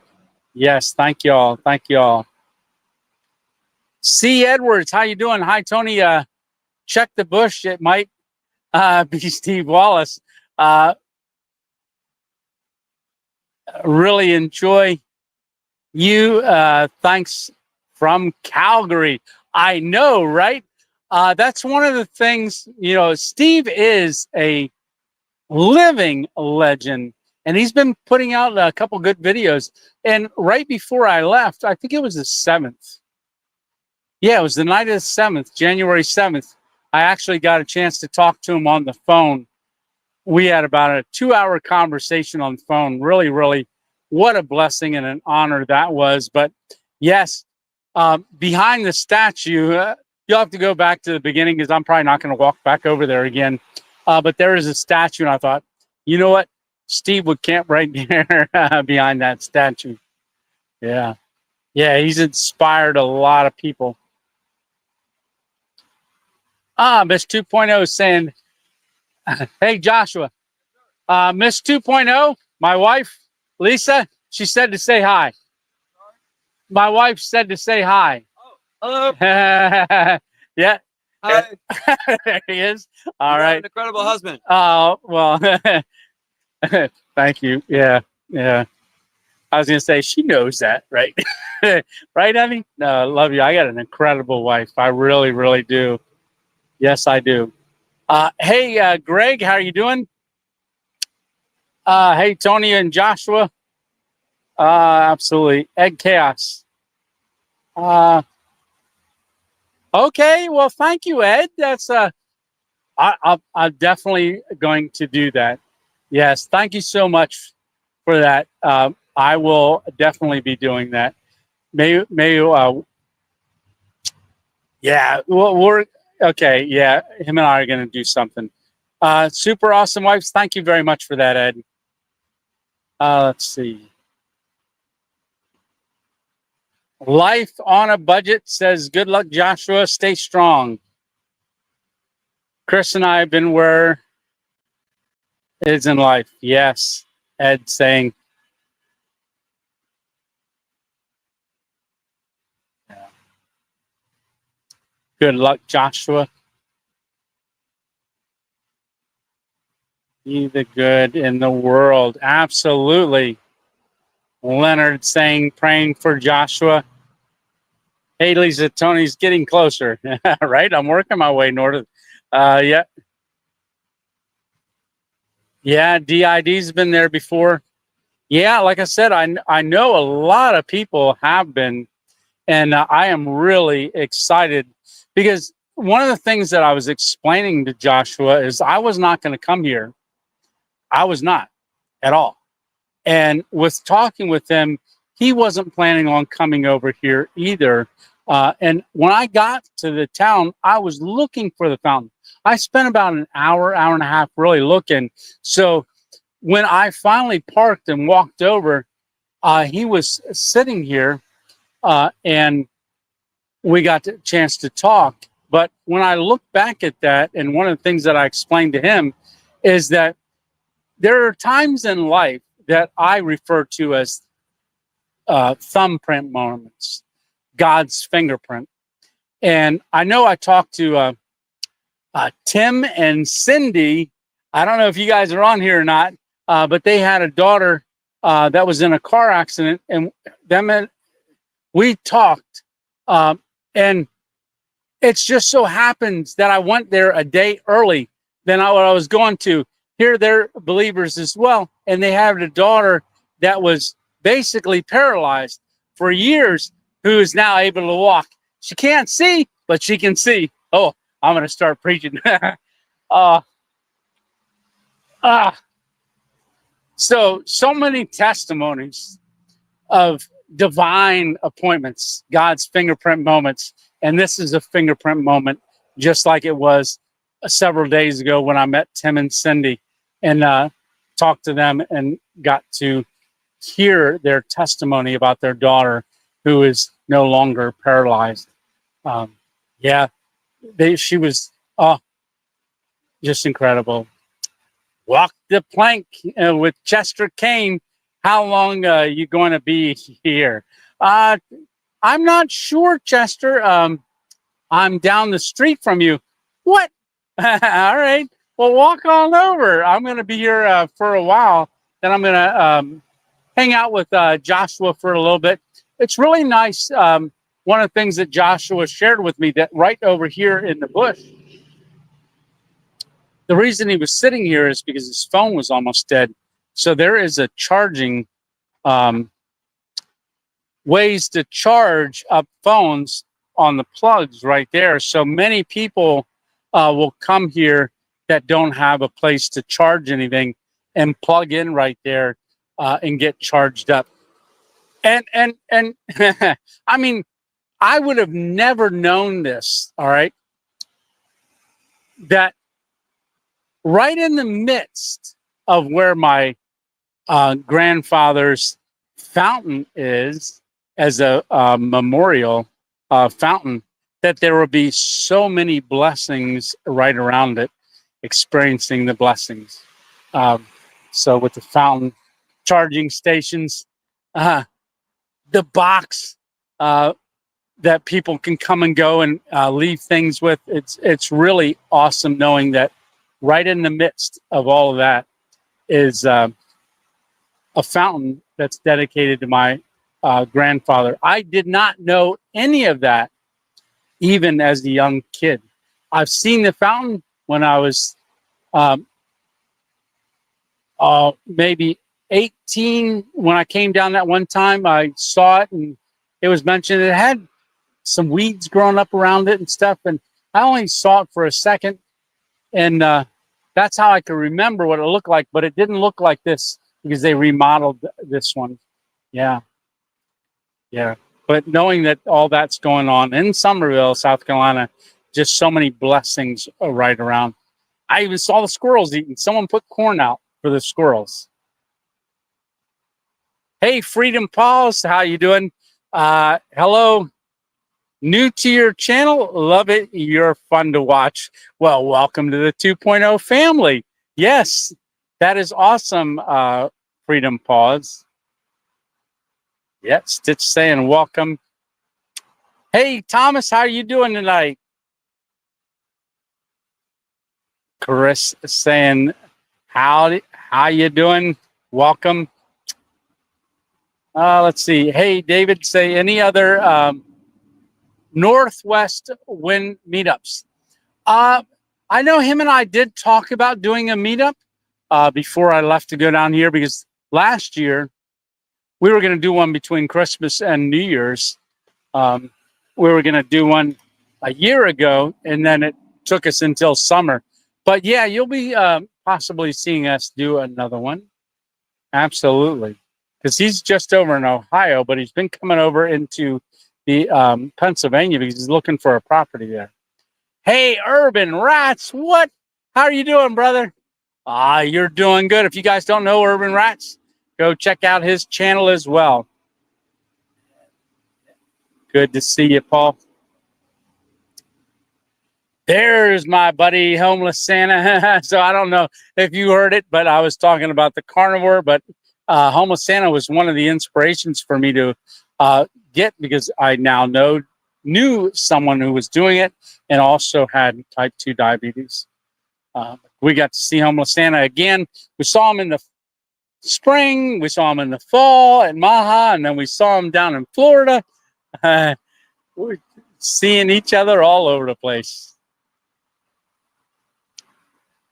Chris, you are welcome. Thank you for the fun channel.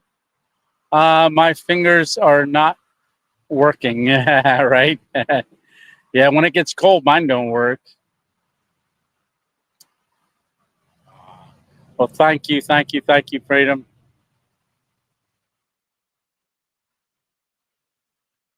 Let's see. Thank you, Tony. I have been researching the carnivore diet, and I am considering trying it. Well, you won't know how it affects your body until you do try it, but I would recommend prepping for at least 5 days. Have some bacon. If you like bacon, I know I like bacon. But what I did is I made a bunch of bacon, put it in a Ziploc bag. So anytime that I got a little bit of hunger pains, I would eat a little bacon just to get me through.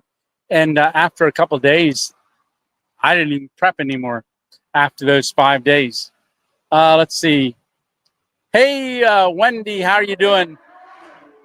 I love your videos. Well, I appreciate it. There goes motorcycle. Yeah. Thank you so much for enjoying the videos, Wendy. Yeah. Yeah, the fall one, fall Maha, not no dates yet. See, Homo Santa answering that for Stitch. Oh yeah, Steve is awesome. How about it? Let's see, Tony. I really enjoy you at that haunted house. And the thing is that when I went there initially to that museum, I did not know it was haunted at all. But when he came, the vice president, I talked to him and he told me, he says, yeah, this is, and then he told me the story about it. So I did a little bit of research of it. Yeah, that was fun doing that outside of there. And they do tours as well. Hey, yep, Matt, 2 T's.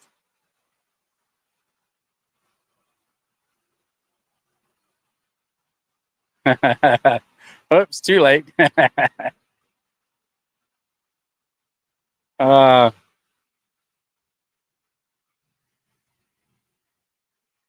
oh, really? So, yeah, no, I don't care for haunted things too much.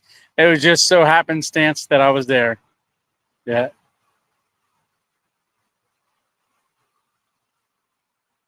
Yes. Awesome news about their daughter. Yeah. They may pop on to one of our Sunday night lives eventually, and you guys will get to know them in the comments.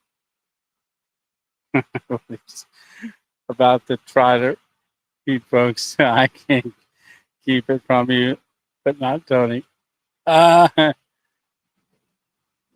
Oh, yeah, I know when, because it doesn't tell me when Stitch takes something off and I'm just going down and I talk while I'm reading. But I know he was saying about that. He deletes things that pop up and sometimes I read them. I'm sorry, Stitch. I'm in the moment making you work. I'm like, yeah, how about that? Hey, Jackie, how you doing? I'm late. Jackie plus everything. But how about that last week? During that live at the haunted house, like there's 11 confirmed ghosts or whatever that are there, but I couldn't see the comments. But when I walked on to the porch, there was a comment about Steve Wallace, and it kept coming. And then it would, once the moderators took it out, but I was going through and I see him, it would happen again, but a different channel. And there was like 8 or 9 different named channels posting the exact same thing about Steve Wallace being in a much better place. I don't remember the comment at all, but it was, and I was reading it and I was going, well, yeah, I'm usually behind on comments. Looks like you're new to the channel. I'll get to it eventually. You don't gotta, keep doing it. But they said when I got down off the porch, all the comments stopped doing that. And I said, should I walk back up on the porch, see if it does it again? And the Stitch and the others are like, no, our fingers are hurting. Yeah. Oh boy, let's see.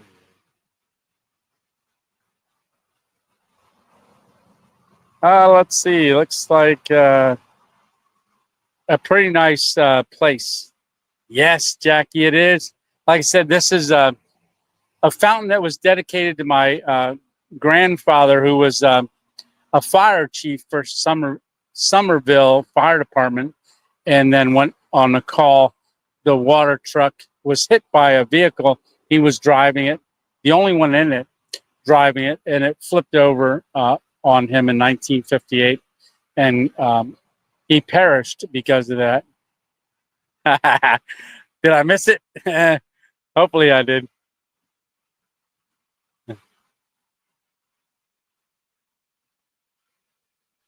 Saw that pop up. You were too fast.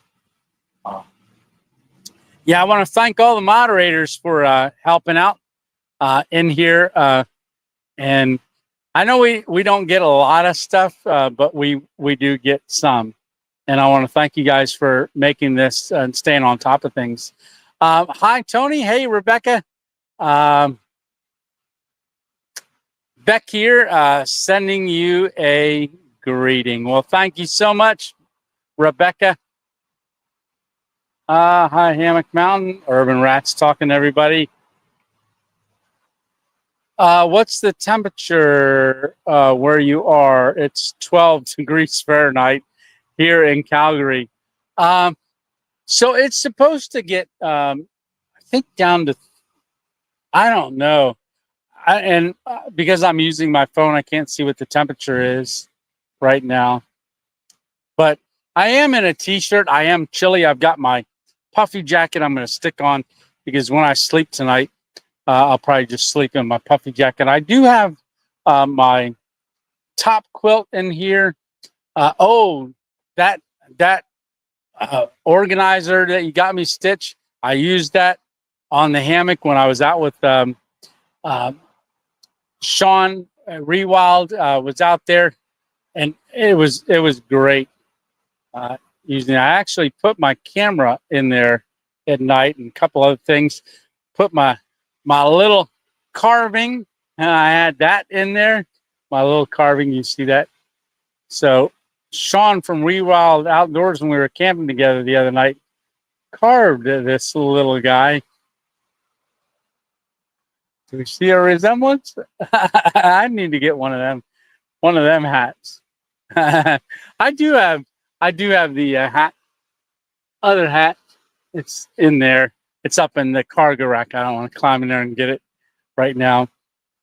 Let's see. So I'm not exactly sure what the temperature is here right now, but I am in a t-shirt. It's not too bad. I'm getting a little chilled. Hey, Jared, sup? How are you doing? Marino.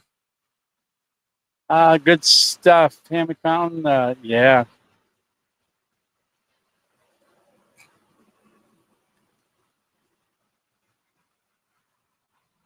Absolutely. Big shout out.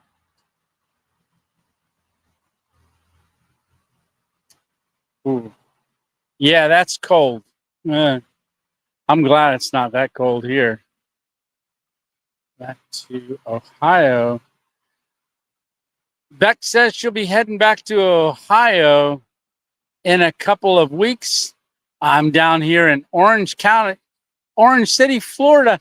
I think I was right by it, Orange City, hanging out at my friend's house. Well, I'll tell you what, it's nice having a friend in the winter that lives in Florida. Yeah, sure is. Yeah, that could be bots.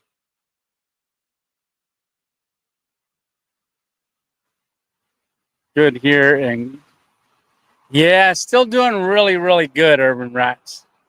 Definitely.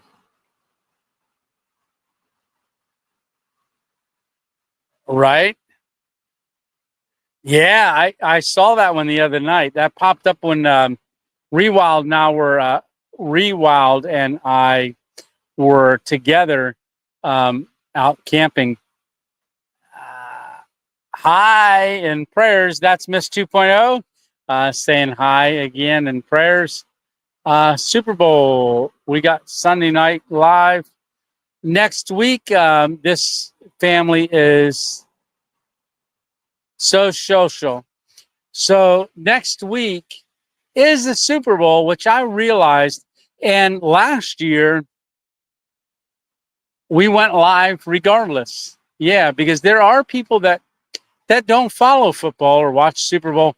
Oh, Stitch, remember last year? So Miss 2.0 and I went over to visit our daughter and grandkids. And it was Sunday, and I'm sitting there because I don't watch football all year long like that and watch the Super Bowl. I used to watch pretty much the Super Bowl. We'd do a little Super Bowl party, but I'm sitting there on the couch, and we were doing 8 o'clock. 8 o'clock was our lives back then. Or was it? It was 7. So I'm sitting on the couch, and I just felt, because we had done quite a few leading up to that. I think well, at least a year, because we've done 16 or 17 Sunday night lives. So I was sitting there on the couch and little antsy, and Lisa goes, are you thinking about doing a live? And I said, well, I told everybody I wasn't going to do it. And I said, Stitch had messaged me, you doing a live tonight? And I was like, no.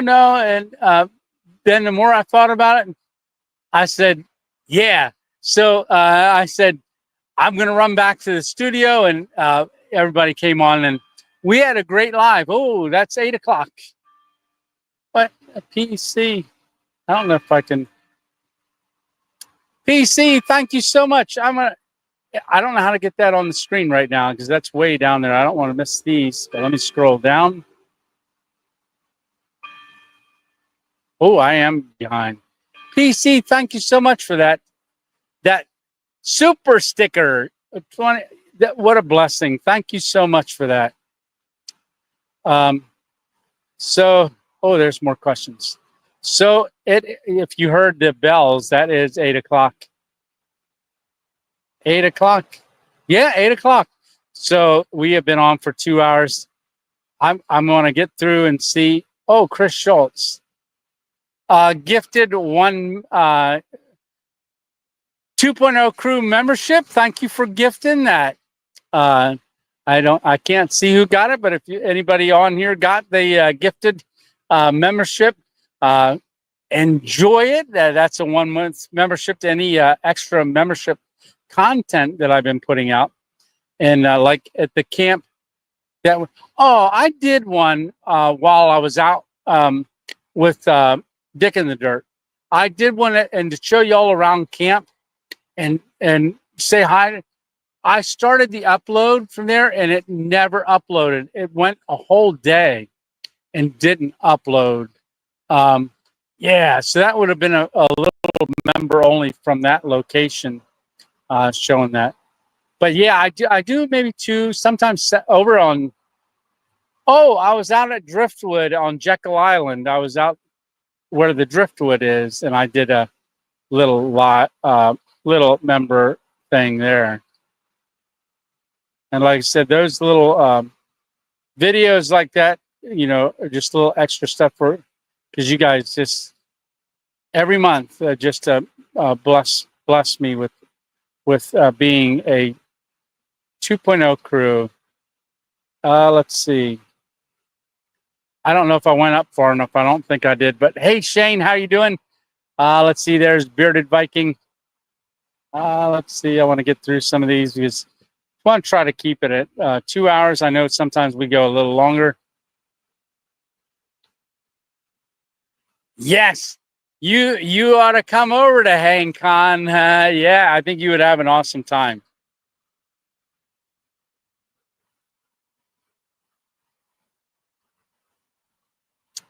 Hey, Jim, how are you doing? Choctaw National, Oklahoma. I probably butchered that. I probably did. Let's see.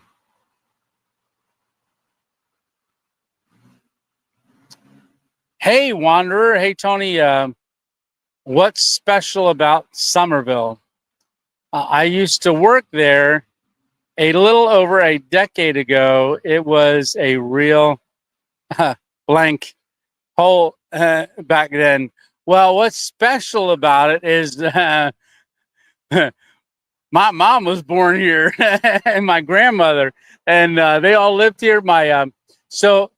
Yeah, I'm sure it definitely is, and everywhere can be really bad, but it is pretty nice here. They do the annual Azalea Festival, but why I'm in Somerville, if you missed at the beginning, this fountain right here was dedicated to my grandfather who died. Was a fire chief back in 1958. From 38 to 58, he was a firefighter here in Somerville as the fire chief.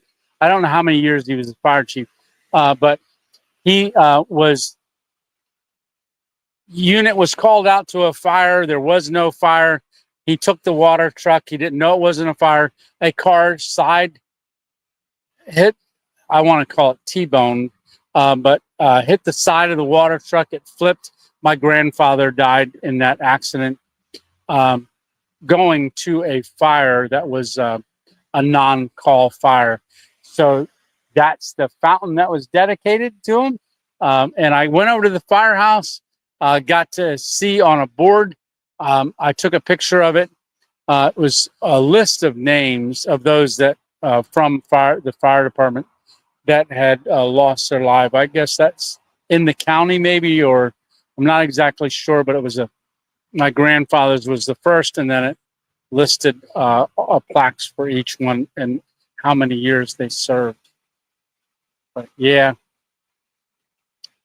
I'm sorry you had that experience here. Yeah.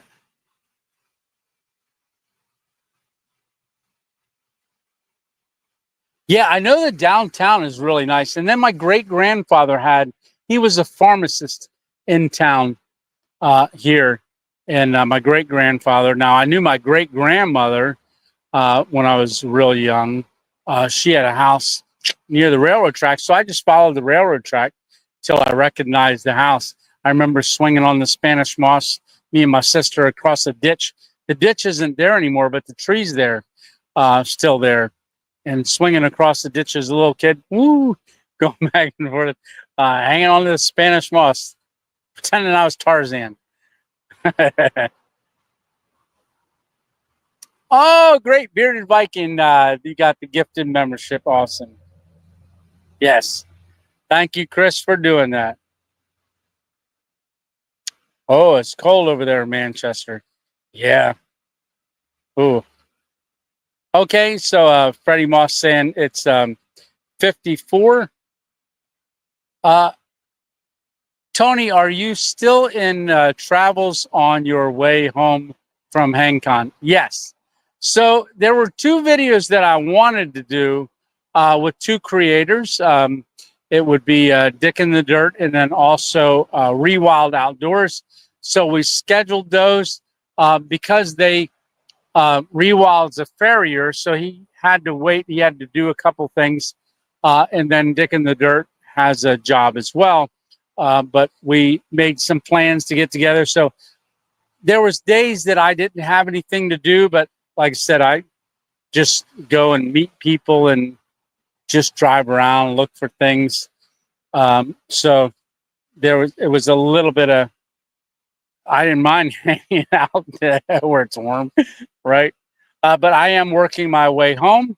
I do have to go to Myrtle Beach. I want to see my stepmom because my half sister, but she's my dad and my mom separated when I was young, and my dad remarried, so did my mom.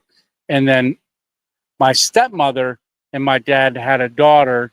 I was about 13 or 14 years old when Lauren was born. And when I was headed to Colorado for my trip out there, she had passed away. And then I'm going to go to Delaware to see my mom, and my sister passed away right before I came down to HangCon.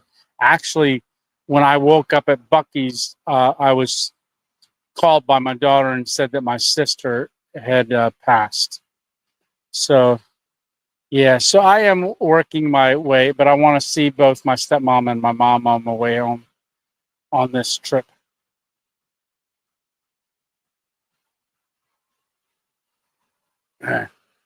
You now have a bunch of us friends in Florida. That's true, right? I should come down vacation before HangCon. Let's see. Okay, 53. Tony, we have Manchester United. Keep Manchester red. There you go. And thank you again, PC, for that. Really appreciate that. Hammock Mountain. So, hey, Mick, how you doing? Hey, Tony. It was nice meeting you and Stitch at HangCon. We were at The campfire, absolutely. You know, I had so many, and we had so many people that we got a chance to see and talk to that are friends of the channel and part of the 2.0 family. That was maybe we should do plan a meetup down here sometime around HangCon. Yeah, and yeah, that would be awesome. But HangCon was a meetup. But if you're in the area and you don't go to HangCon, they can just come because some people just came for one day just to meet. Yes. And that's so oh, it's 57. It's 57. Thanks, Paul, in Somerville. But it's just such a blessing and humbling to know that people want to come and say hi and just even follow the channel. So we did hit 22,500 in some now. So get ready, Miss 2.0, because she promised to go on a stealth camp when we hit 25. But I know she wants it to be warmer when we do that. She's like, well, you know, we could get a little hitch or a little camper to tow behind that, Subi. Yeah. And then she come along. Yeah. But she is back home in PA right now. Hey, Bandit, let's barbecue again. Absolutely. With some good steaks. Yes, absolutely. So will there be a Super Bowl Sunday Night Live? Yeah, I think so. I don't know where I'm going to be because that's only 7 days away. But we will do a Sunday Night Live, Lord willing. Do another Sunday Night Live. Hey, Tall Tree, part of the 2.0 crew. How are you today, Tony? Very good. Oh, that's what I was saying. Squirrel. I downloaded the Overlander. I was talking, boy, said about this in the first 20 minutes, and I'm just getting to it. Matt DV. So MATTDV YouTube channel. He's in New Jersey. He's got a Subaru. We follow each other's channel. He's leaving to come down, but he asked me how I find my spots, and I said, well, I just looked. And he went out west too, and he said he used Overlander. And I actually had an opportunity yesterday. I hit Overlander because I went to a Planet Fitness. On Sundays, Saturdays and Sundays, Planet Fitnesses a lot of times aren't 24 hours. If they are 24 hours, usually the weekends they're not. So I thought, well, let me, I went and got a shower and then they were going to close. So I looked at Overlander and I found a spot that wasn't but maybe 9-10 minutes away. And I read the reviews of it. It was actually at a boat launch. And people had commented that they had stayed there and it was, you know, very nice. Nobody bothered them. A police officer came up and knocked on one person's window and just got their name and asked if they were okay, but said they could stay there. And it usually tells you if you're allowed to stay there or not, kind of. So I did use that last night and I woke up this morning. In fact, I am videoing, but I wasn't sure if I'm going to make this a video or not. I'm not sure because I ended up, it's becoming a documentary about the fountain and going to the fire department and saying, hey, we're going live. But talking about the fountain, and you guys have already seen that. I might do that as a member thing, but it's at least documented for me. Yeah. And my grandkids. Hey, Rocky Toppin, how are you doing? Welcome, welcome.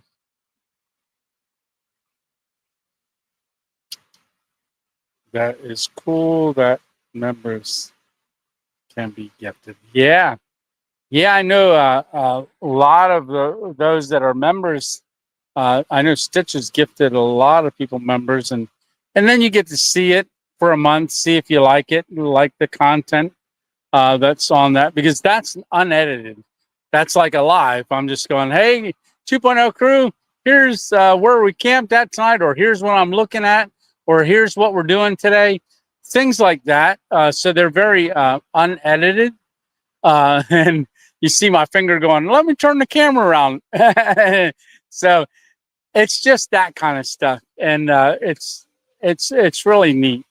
And then if you like that kind of stuff and you want to support the channel through that, you can go on and choose whether you not want to see that little bit of extra stuff. Hey, OnlyFans, how you doing, brother? Wow, it looks warm there. Yeah, 57 right now. Can you hear that? What's that? Yeah, it did. So we have an alarm going off. That. What's that? Never happened before. Yeah. So an alarm went off. So there is an ATM right there, but there is a public parking garage right there as well. I'll tell you what, we're going to stay on live because maybe we'll see police trucks coming, police cars coming here. All right. Hopefully you guys can still hear me. I'm going to turn you this way. That, if you can see it right there, is, I don't think, were those lights? I don't know if those lights were that bright, but that's the ATM machine right there. Right there. But I can't tell if the siren is coming from behind it or if it's that. But somebody will respond very quickly because the police department's right over there. Well, it's right next to the fire department where my grandfather was a fire chief. Yeah, don't forget to hit that like button. Let's see. Hey, the bandit says, I found your couple nights ago. I seen your video at Bucky's. Yeah, I liked it a lot. Well, thank you very much, the bandit, and welcome to the 2.0 family. So, like I said, hopefully you guys can hear me. I'm going to turn y'all back around this way. I'm waiting to see a police car come or for that to go off.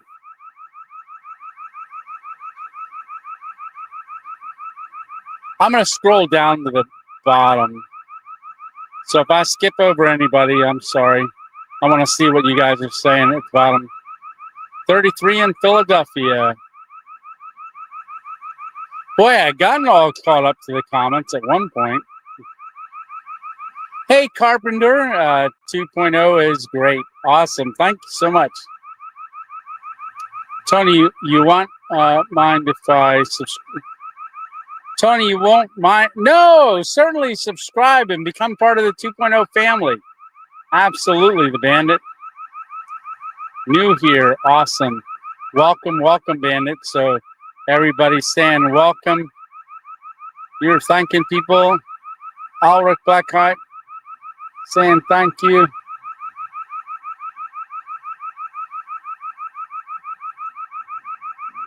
Okay.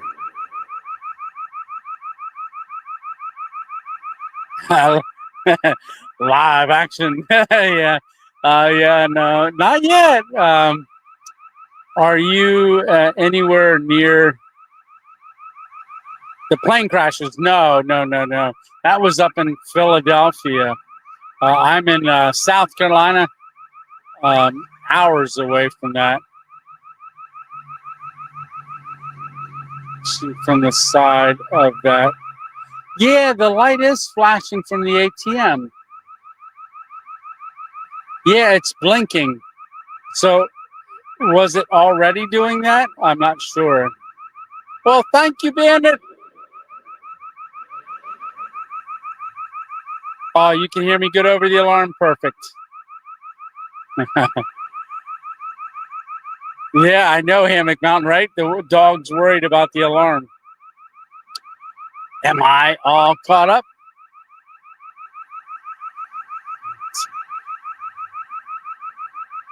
Okay. So as long as I'm talking, it drowns out the siren. So when I'm talking, which I do a lot, yeah. So we're gonna, yeah. Even if I walk over this way, probably not gonna get away from it too much. But I'll just keep trying to talk because, yeah, I really want y'all to be on here to see if anything comes of that. Yeah. I don't know. We'll see. We still have 81 people watching. The Bandit says, Tony, I will travel soon when I retire with my wife. Absolutely, Bandit. That's going to be fun, really fun. So, and it'll be great you and your wife being able to go do things together like that. It would be really awesome. I'm going to walk this way and just get away from the car a little bit. See if that helps. Got my hand in my pocket walking. No. Oh, so I almost fell over. So that is a bank. That is the First National Bank. So I don't see anybody running out of the bank. So that's a good sign. But I think it has something to do with the ATM area. I don't want to walk over there because they'll come rolling up and going, hey, what are you doing around the ATM? You set something off. But no, I can say, hey, watch my live. I was standing there yapping this whole time. Yeah. I was talking. You guys are my witnesses. Yeah. We could have been off with the money here, right? Yes, hit the like button. Put the car between the mic and the sign. Put the car between. Yeah. I'm not sure if that would help or not. Hey, if I put my hand like this, I don't know. That's pretty loud. It's not. It's probably not as loud. Well, maybe it is loud on the thing. But let's see. Okay. Well, let's see. Good night, everyone. Me and my roommate might call later. Okay. Yeah, I want to get ready to say goodnight here. I was near that plane crash in Philly. Oh, I heard the explosion. Okay. Well, glad you were safe. Yeah, that was such a sad. I was listening to that all day. Just so sad about, the young lady and her mom with the life-threatening treatment there at Shriners. And then, well, you guys know, but the 6 lives. And I guess one person that was on the ground passed away as well. So I do have the mic. It's the traveling mic on my shirt. Oh, so one last look at the fountain. Tuck here. Yeah, maybe that will work because it does sound a little less here. Oh, wanted to put my stroke foot up on the thing, and I leaned that way. And you look at a couple more comments here. Thanks 2.0. Enjoy the show. Good night, Freddie. Innocent until proven guilty, right?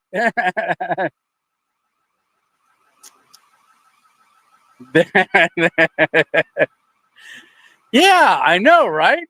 It is a little slow. Yeah, I know. Like I said, when my grandfather passed away in that, but his son, my uncle Joe, was deputy sheriff and known very well around the town. Well, I was talking to some people today that knew him as well, but he was hit by a car as well. His car was sideswiped by a car, and he passed away as well. Died in the accident.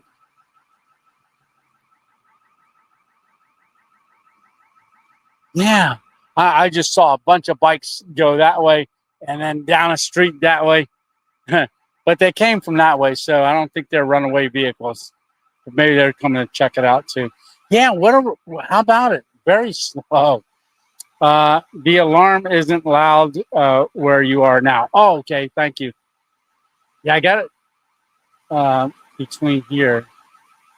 Nice to meet you live, Tony. Absolutely. Nice to meet you too, the bandit. I didn't see anything, says Freddie. Have a great night and be careful out there, Tony. Thank you so much. Yes. I don't know if you're gonna still be here, but my mom just ordered me some Subway. Okay. I'm gonna bike down and get it and come back. All right. It should take about 15 minutes if you're still here. I'll still be here. Okay. All right, Joshua. See you in a second. All right. God bless. You too. Yeah. So if y'all know, remember earlier, if you're just catching on, that was Joshua, who is homeless right now, but his mom just ordered him a sandwich at Subway. He stays in touch with his mom all the time. I don't know where she lives, but he's going to run to Subway and pick up that sandwich that his mom just ordered for him. So he's going to go eat that. And he wanted to know if I was going to be here for about 15 minutes because I told him we're going to continue to talk. And I got to get him that cup of coffee. Super Sunday live. Absolutely. We're going to do that. Yeah, I lost a friend and his family in the DC area crash. Oh, was that homeless Santa? That was when the chopper hit the plane. A friend and his family. Oh, I'm sorry to hear about that, brother. Yeah, that's horrible. Oh, they were okay. They were part of the ice skating team. Isn't it so amazing, like how small this world is? You know, that when something happens like that, that so many are affected. Okay, finally, here comes the police. Yeah, maybe I can. He's probably coming over to talk to me. And yeah. That thing just started going off like all of a sudden. Yeah, I'm live on my thing here. It's been going off for about 15 minutes. He's going over to check it out. So I'll put you guys this way. All right, so we are going to stay live. So Tony live reporting from Somerville, South Carolina. We have an alarm going off over here. I think he's going to check it out. I didn't see anybody over there. Maybe we can talk to him when he comes back.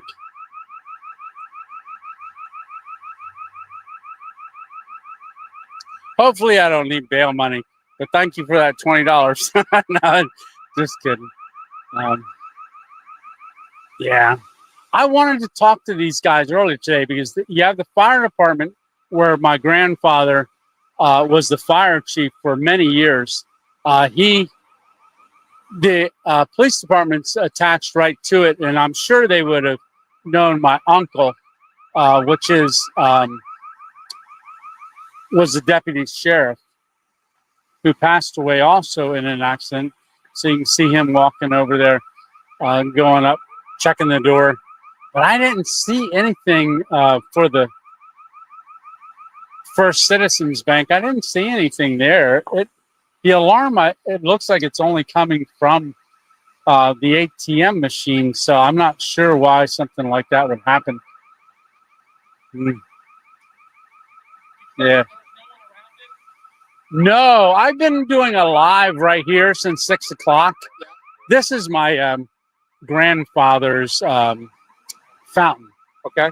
It was put. The fountain was put here because he was a fire chief in town. Okay. Somerville in 1958. He went for a fire call and he was hit, and it flipped over on him. And I was coming up 17, heading back to Pennsylvania, and I wanted to stop here to see the fountain. Gotcha. I've seen it when I was a kid. So I do a Sunday Night Live every Sunday. So did you know Joe Bunch? I know the name. That's my uncle, Okay. Joe Bunch. Gotcha. Yeah. But there was no one around No. the bank or that teller right there? No, you can go on my live and look. You, yeah. I just want to make sure the alarm went off. Like, This is me, Random Adventures 2.0. okay. And guys, I don't know what time it went off, but I was talking in the live. It'd be time stamped in there. Okay. But I've had the camera this way, like this, and it was, you can kind of see it in my live. Yeah. A little bit. And I turned around and because it scared me and Joshua, who was sitting right over here. The guy on the bike?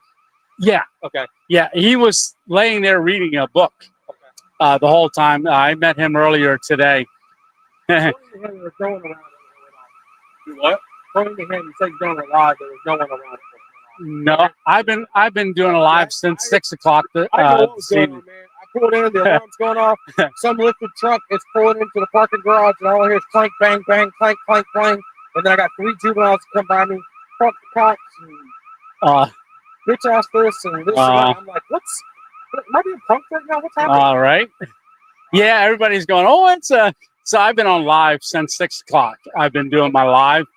I was just telling, what's your officer? Roth. This is dedicated to my grandfather, this fountain, who's a fire chief for Somerville. And he died during an accident going to a fire that was a prank fire.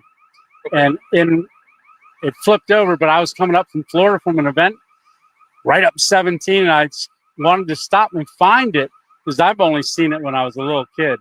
And I said, today's Sunday, we're going to do our Sunday Night Live. So I'm doing Sunday Night Live now. But that little thing, Random Adventures, if you need to look, because I've been moving the camera around, but I think that was in sight whenever it occurred, when it went off, because I jumped.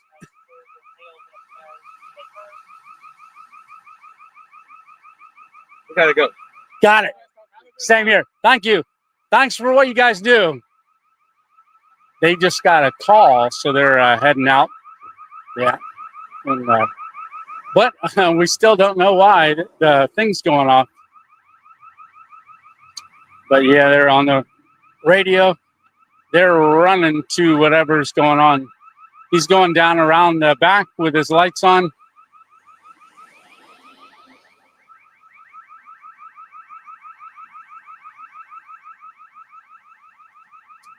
Yeah, that I don't know. So how long do you guys want to stay on? I mean, I'm not doing anything for a couple weeks.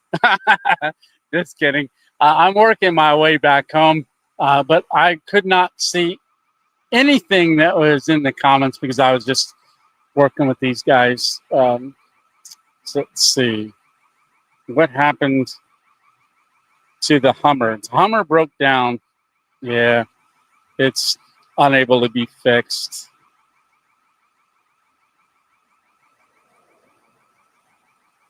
I'm going to scroll down just a little bit more to see.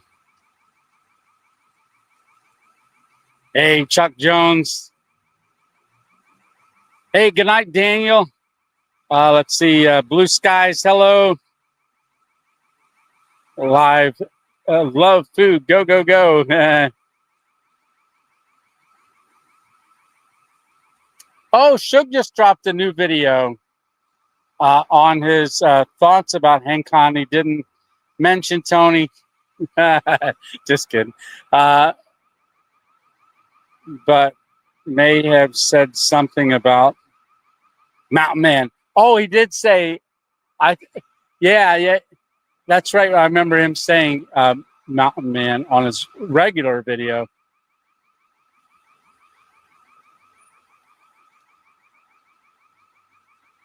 Yeah.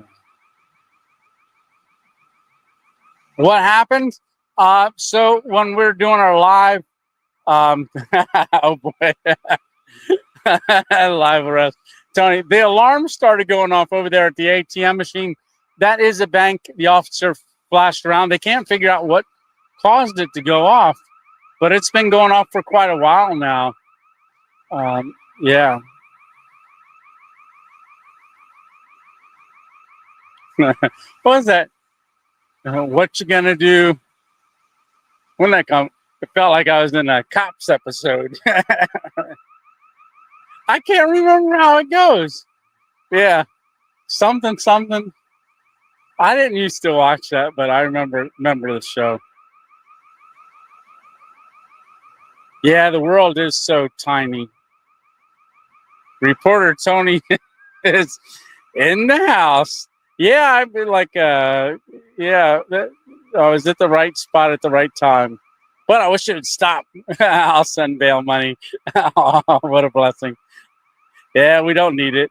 Did you see that? I said, you know, Uncle Joe? I mean, Joe Bunch. So that was, yeah, I may have told a story when I came down here when I was 18. Back at home, you could go look at vehicles, just pull into a car lot and look at vehicles.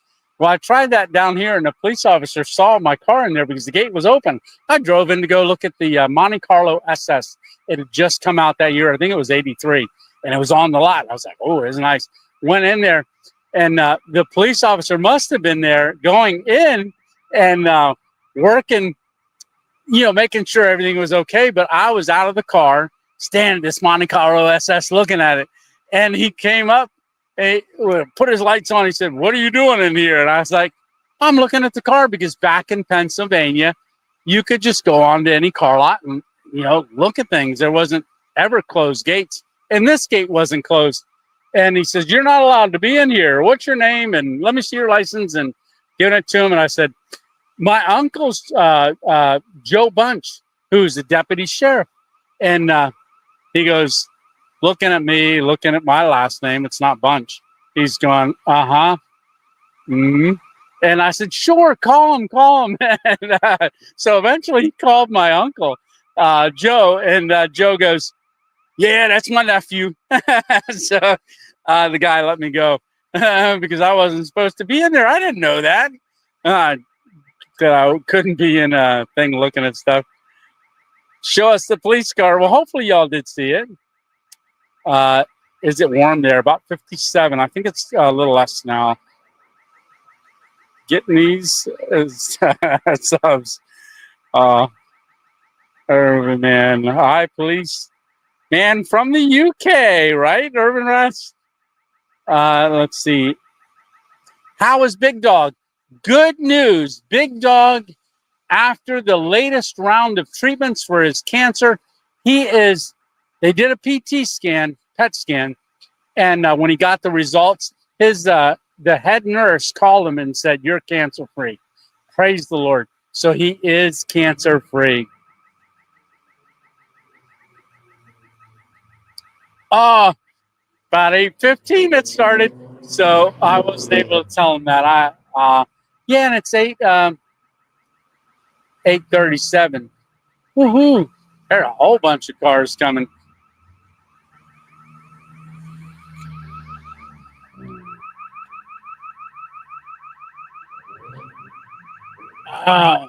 There are all these little hot rod cars.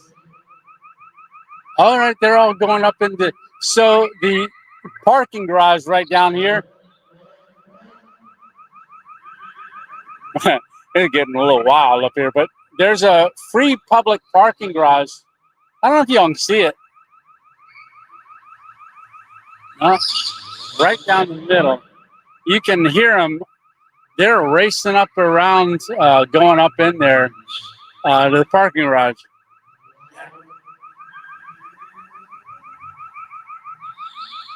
I guess that's what you do when you're a kid. Yeah, but they're racing through all the floors of that. So maybe the police will be back here in a little bit. BS Camping Outdoors. Hi, Tony. You really are a good dude. Oh, thank you so much. Wishing you the best for Joshua. Yes. he seems like a nice guy. Very, very nice. Hey, if you and Miss 2.0 want to borrow my pop-up camper, we can work something out. It's under 900 pounds. Oh, that is awesome. Well, thank you so much. Let's see. Tell the cops to subscribe. Well, that's why I gave him a sticker. So I'm like, here's my sticker. Hopefully they will. But I didn't have my stickers when I was at the fire department.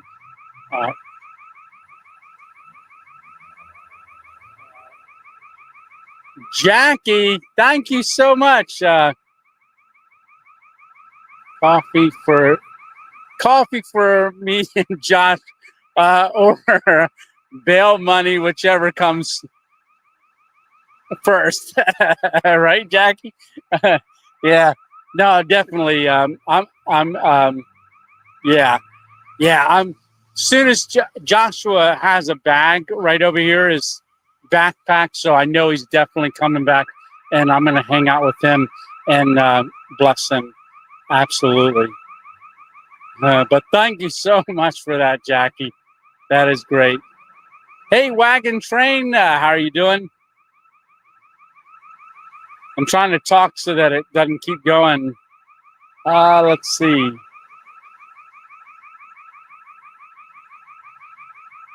Hey, Toby.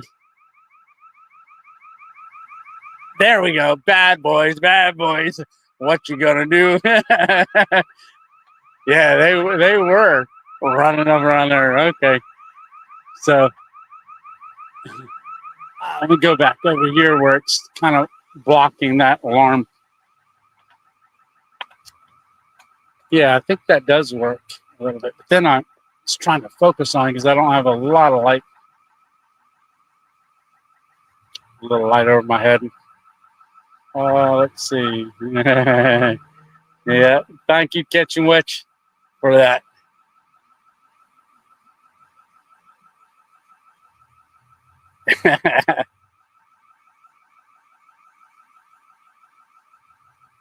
What? Thank you, Chris. Thank you for that super chat as well. He says, well, let's add to the bail. Oops, coffee money. Aw, thank you so much. Hey, Dean Kennedy there. How you doing, Dean? From Nova Scotia. Got to see Dean twice.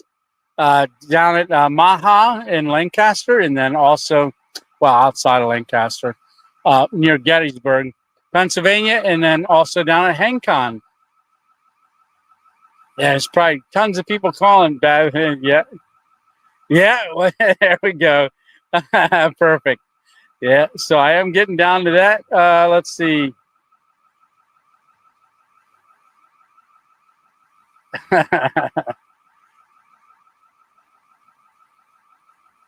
Hey, Timmy Somerville, we're in Somerville.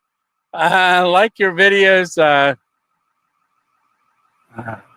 My last name is Somerville. That is cool. Well, this video is for you, buddy.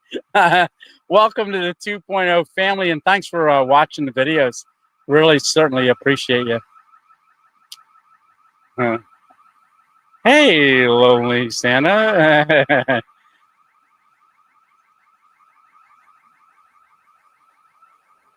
Oh, let's see.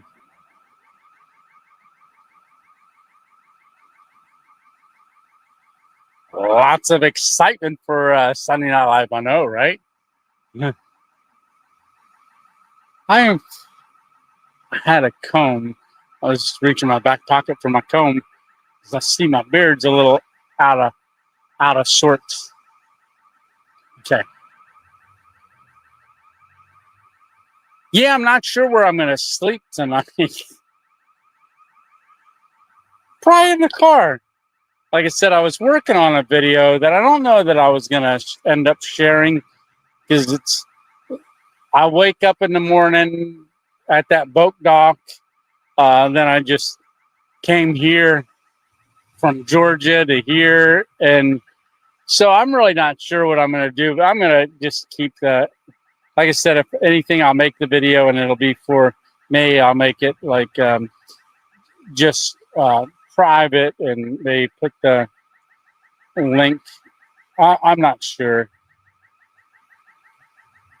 what I'm going to do. Yeah, we had a couple from Nova Scotia that bought a house in Eagles Mere, PA.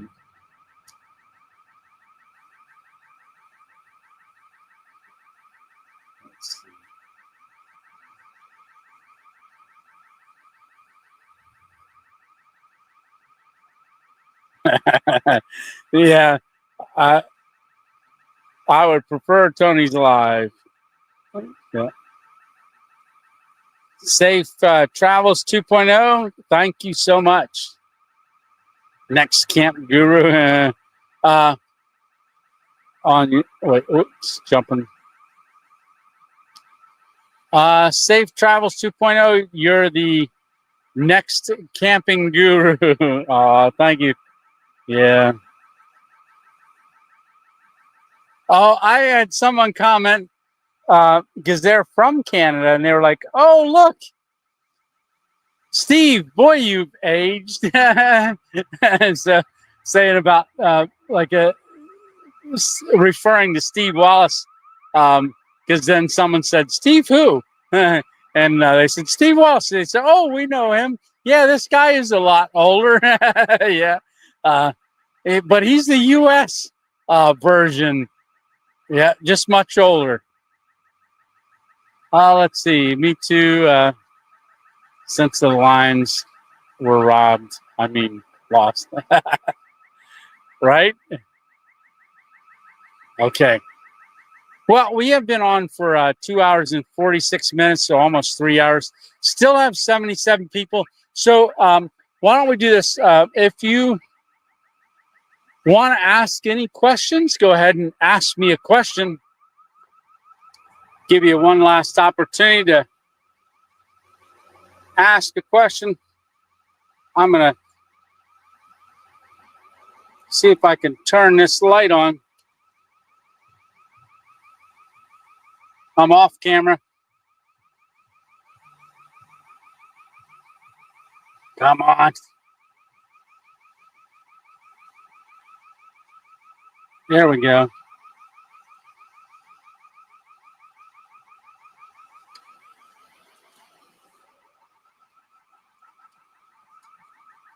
I had to plug a different light in just so you can see me a little better.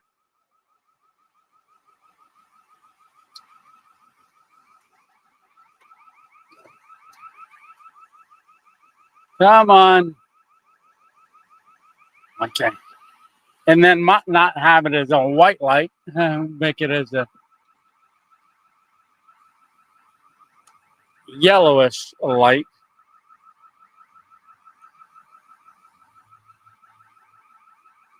Put this over there.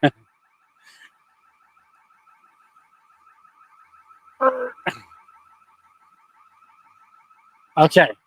There we go. Now I got a little bit extra light. That way I can stick you kind of in the ear.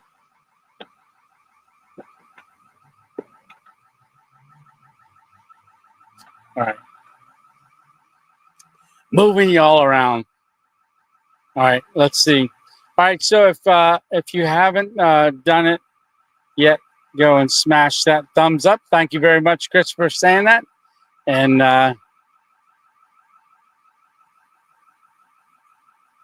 oh, what mattress do I prefer in the car? So this one is a Thermarest mattress for the car. So it is a Thermarest Base Camp is the Thermarest. So if you guys don't know, so like I was saying earlier, this box, oh my gosh, so that box right there is a donation box where people that need food, they're grab a little, leave a little. So like I said, all day long, there's people been coming and putting food in the box, and then also taking food out of the box. Yeah. So, which is really awesome. All right. So, if you haven't done so, the like button. Gotcha. All right. So, we are done. And looks like Joshua's back. So, yeah. All right. Well, I am going to go ahead and get off here. It's been a little bit of 2 hours and 50 minutes. Also, don't forget to share Tony's video and on social media. Thank you very much, Alric the Blackheart. Thank you. God bless you, brother. And we see Mary there and Johnny. Good night, good night. Good night, Chris Schultz. Good night, Ed. Good night, Bearded Viking and Rocky Toppin. We're saying good night. I was watching your show. There's stuff in the way. I can't see it. Dealership with your brakes. Brake problem. Expensive, right? Have a good night. Well, good night, the Bandit. Good night, Johnny. Saying good night to everyone. Good night, Jackie, and thank you very much for all of your support. Everybody, thank you for all of your support. Leaving already? I just got on. Just got here, says Dean. Yep, good night. Well, let's see. Good night, Stitch. Good night, Leonard. And Joshua is back. I don't know if you can see him. There he is. Joshua, so I'm going to go hang out with Joshua and let him know about everybody that's saying good night and everybody that's praying for Joshua. And like I said, he is homeless right now. So continue to pray for him that he experiences all that God wants him to experience. And many blessings. He's got a book. He's opening up right now. I'm going to be doing some reading. So like I said, I'm going to hang out with him for a little bit. Good night, all. And like I said, I don't know if I'm making a video or not, but I am filming. But again, my grandfather's fountain. And yeah, I appreciate all of y'all listening on this live tonight. Yeah, prayers for Joshua, says Rocky Topping. I will be praying for you, Tony. Good night. And the Bandit, pray for Joshua as well. Yeah. God has a divine plan. And Freddie, that's exactly what he and I were talking about. Yep. And we know that's true because I got a chance to meet him today when I wasn't coming this way. Good night, everyone. Good night. It's from Stitch. All right. Good night, Homeless Santa. Definitely prayers. Absolutely. All right. Well, for now, Tony and Joshua over there, we will. Hey, Joshua, everybody says good night. Come on over. Everybody's saying good night, and they're praying for you. Oh. And I'm supposed to buy you a cup of coffee. Somebody sent a donation for a coffee, and there's some other stuff. But I will be sharing that with you. And a lot of people saying many prayers for you and everything. So a lot of people saying good night and prayers. Thank you, everybody. Good night, everybody. All right. Thank you all. And see, Freddie says out. It's because at the end of my videos, we go, Tony 2.0 out. And then I disappear. Cool. So good night from Summerville, South Carolina, Joshua and Tony 2.0. 2.0. Oh, I didn't mean to get bunny ears. I'm sorry. 2.0. I'm going to teach him how to do 2.0. Yep, 2 point. No, 2.0. Oh, there we go. All right. We'll see you guys. Have a great night, everyone. Love y'all. Take care. Many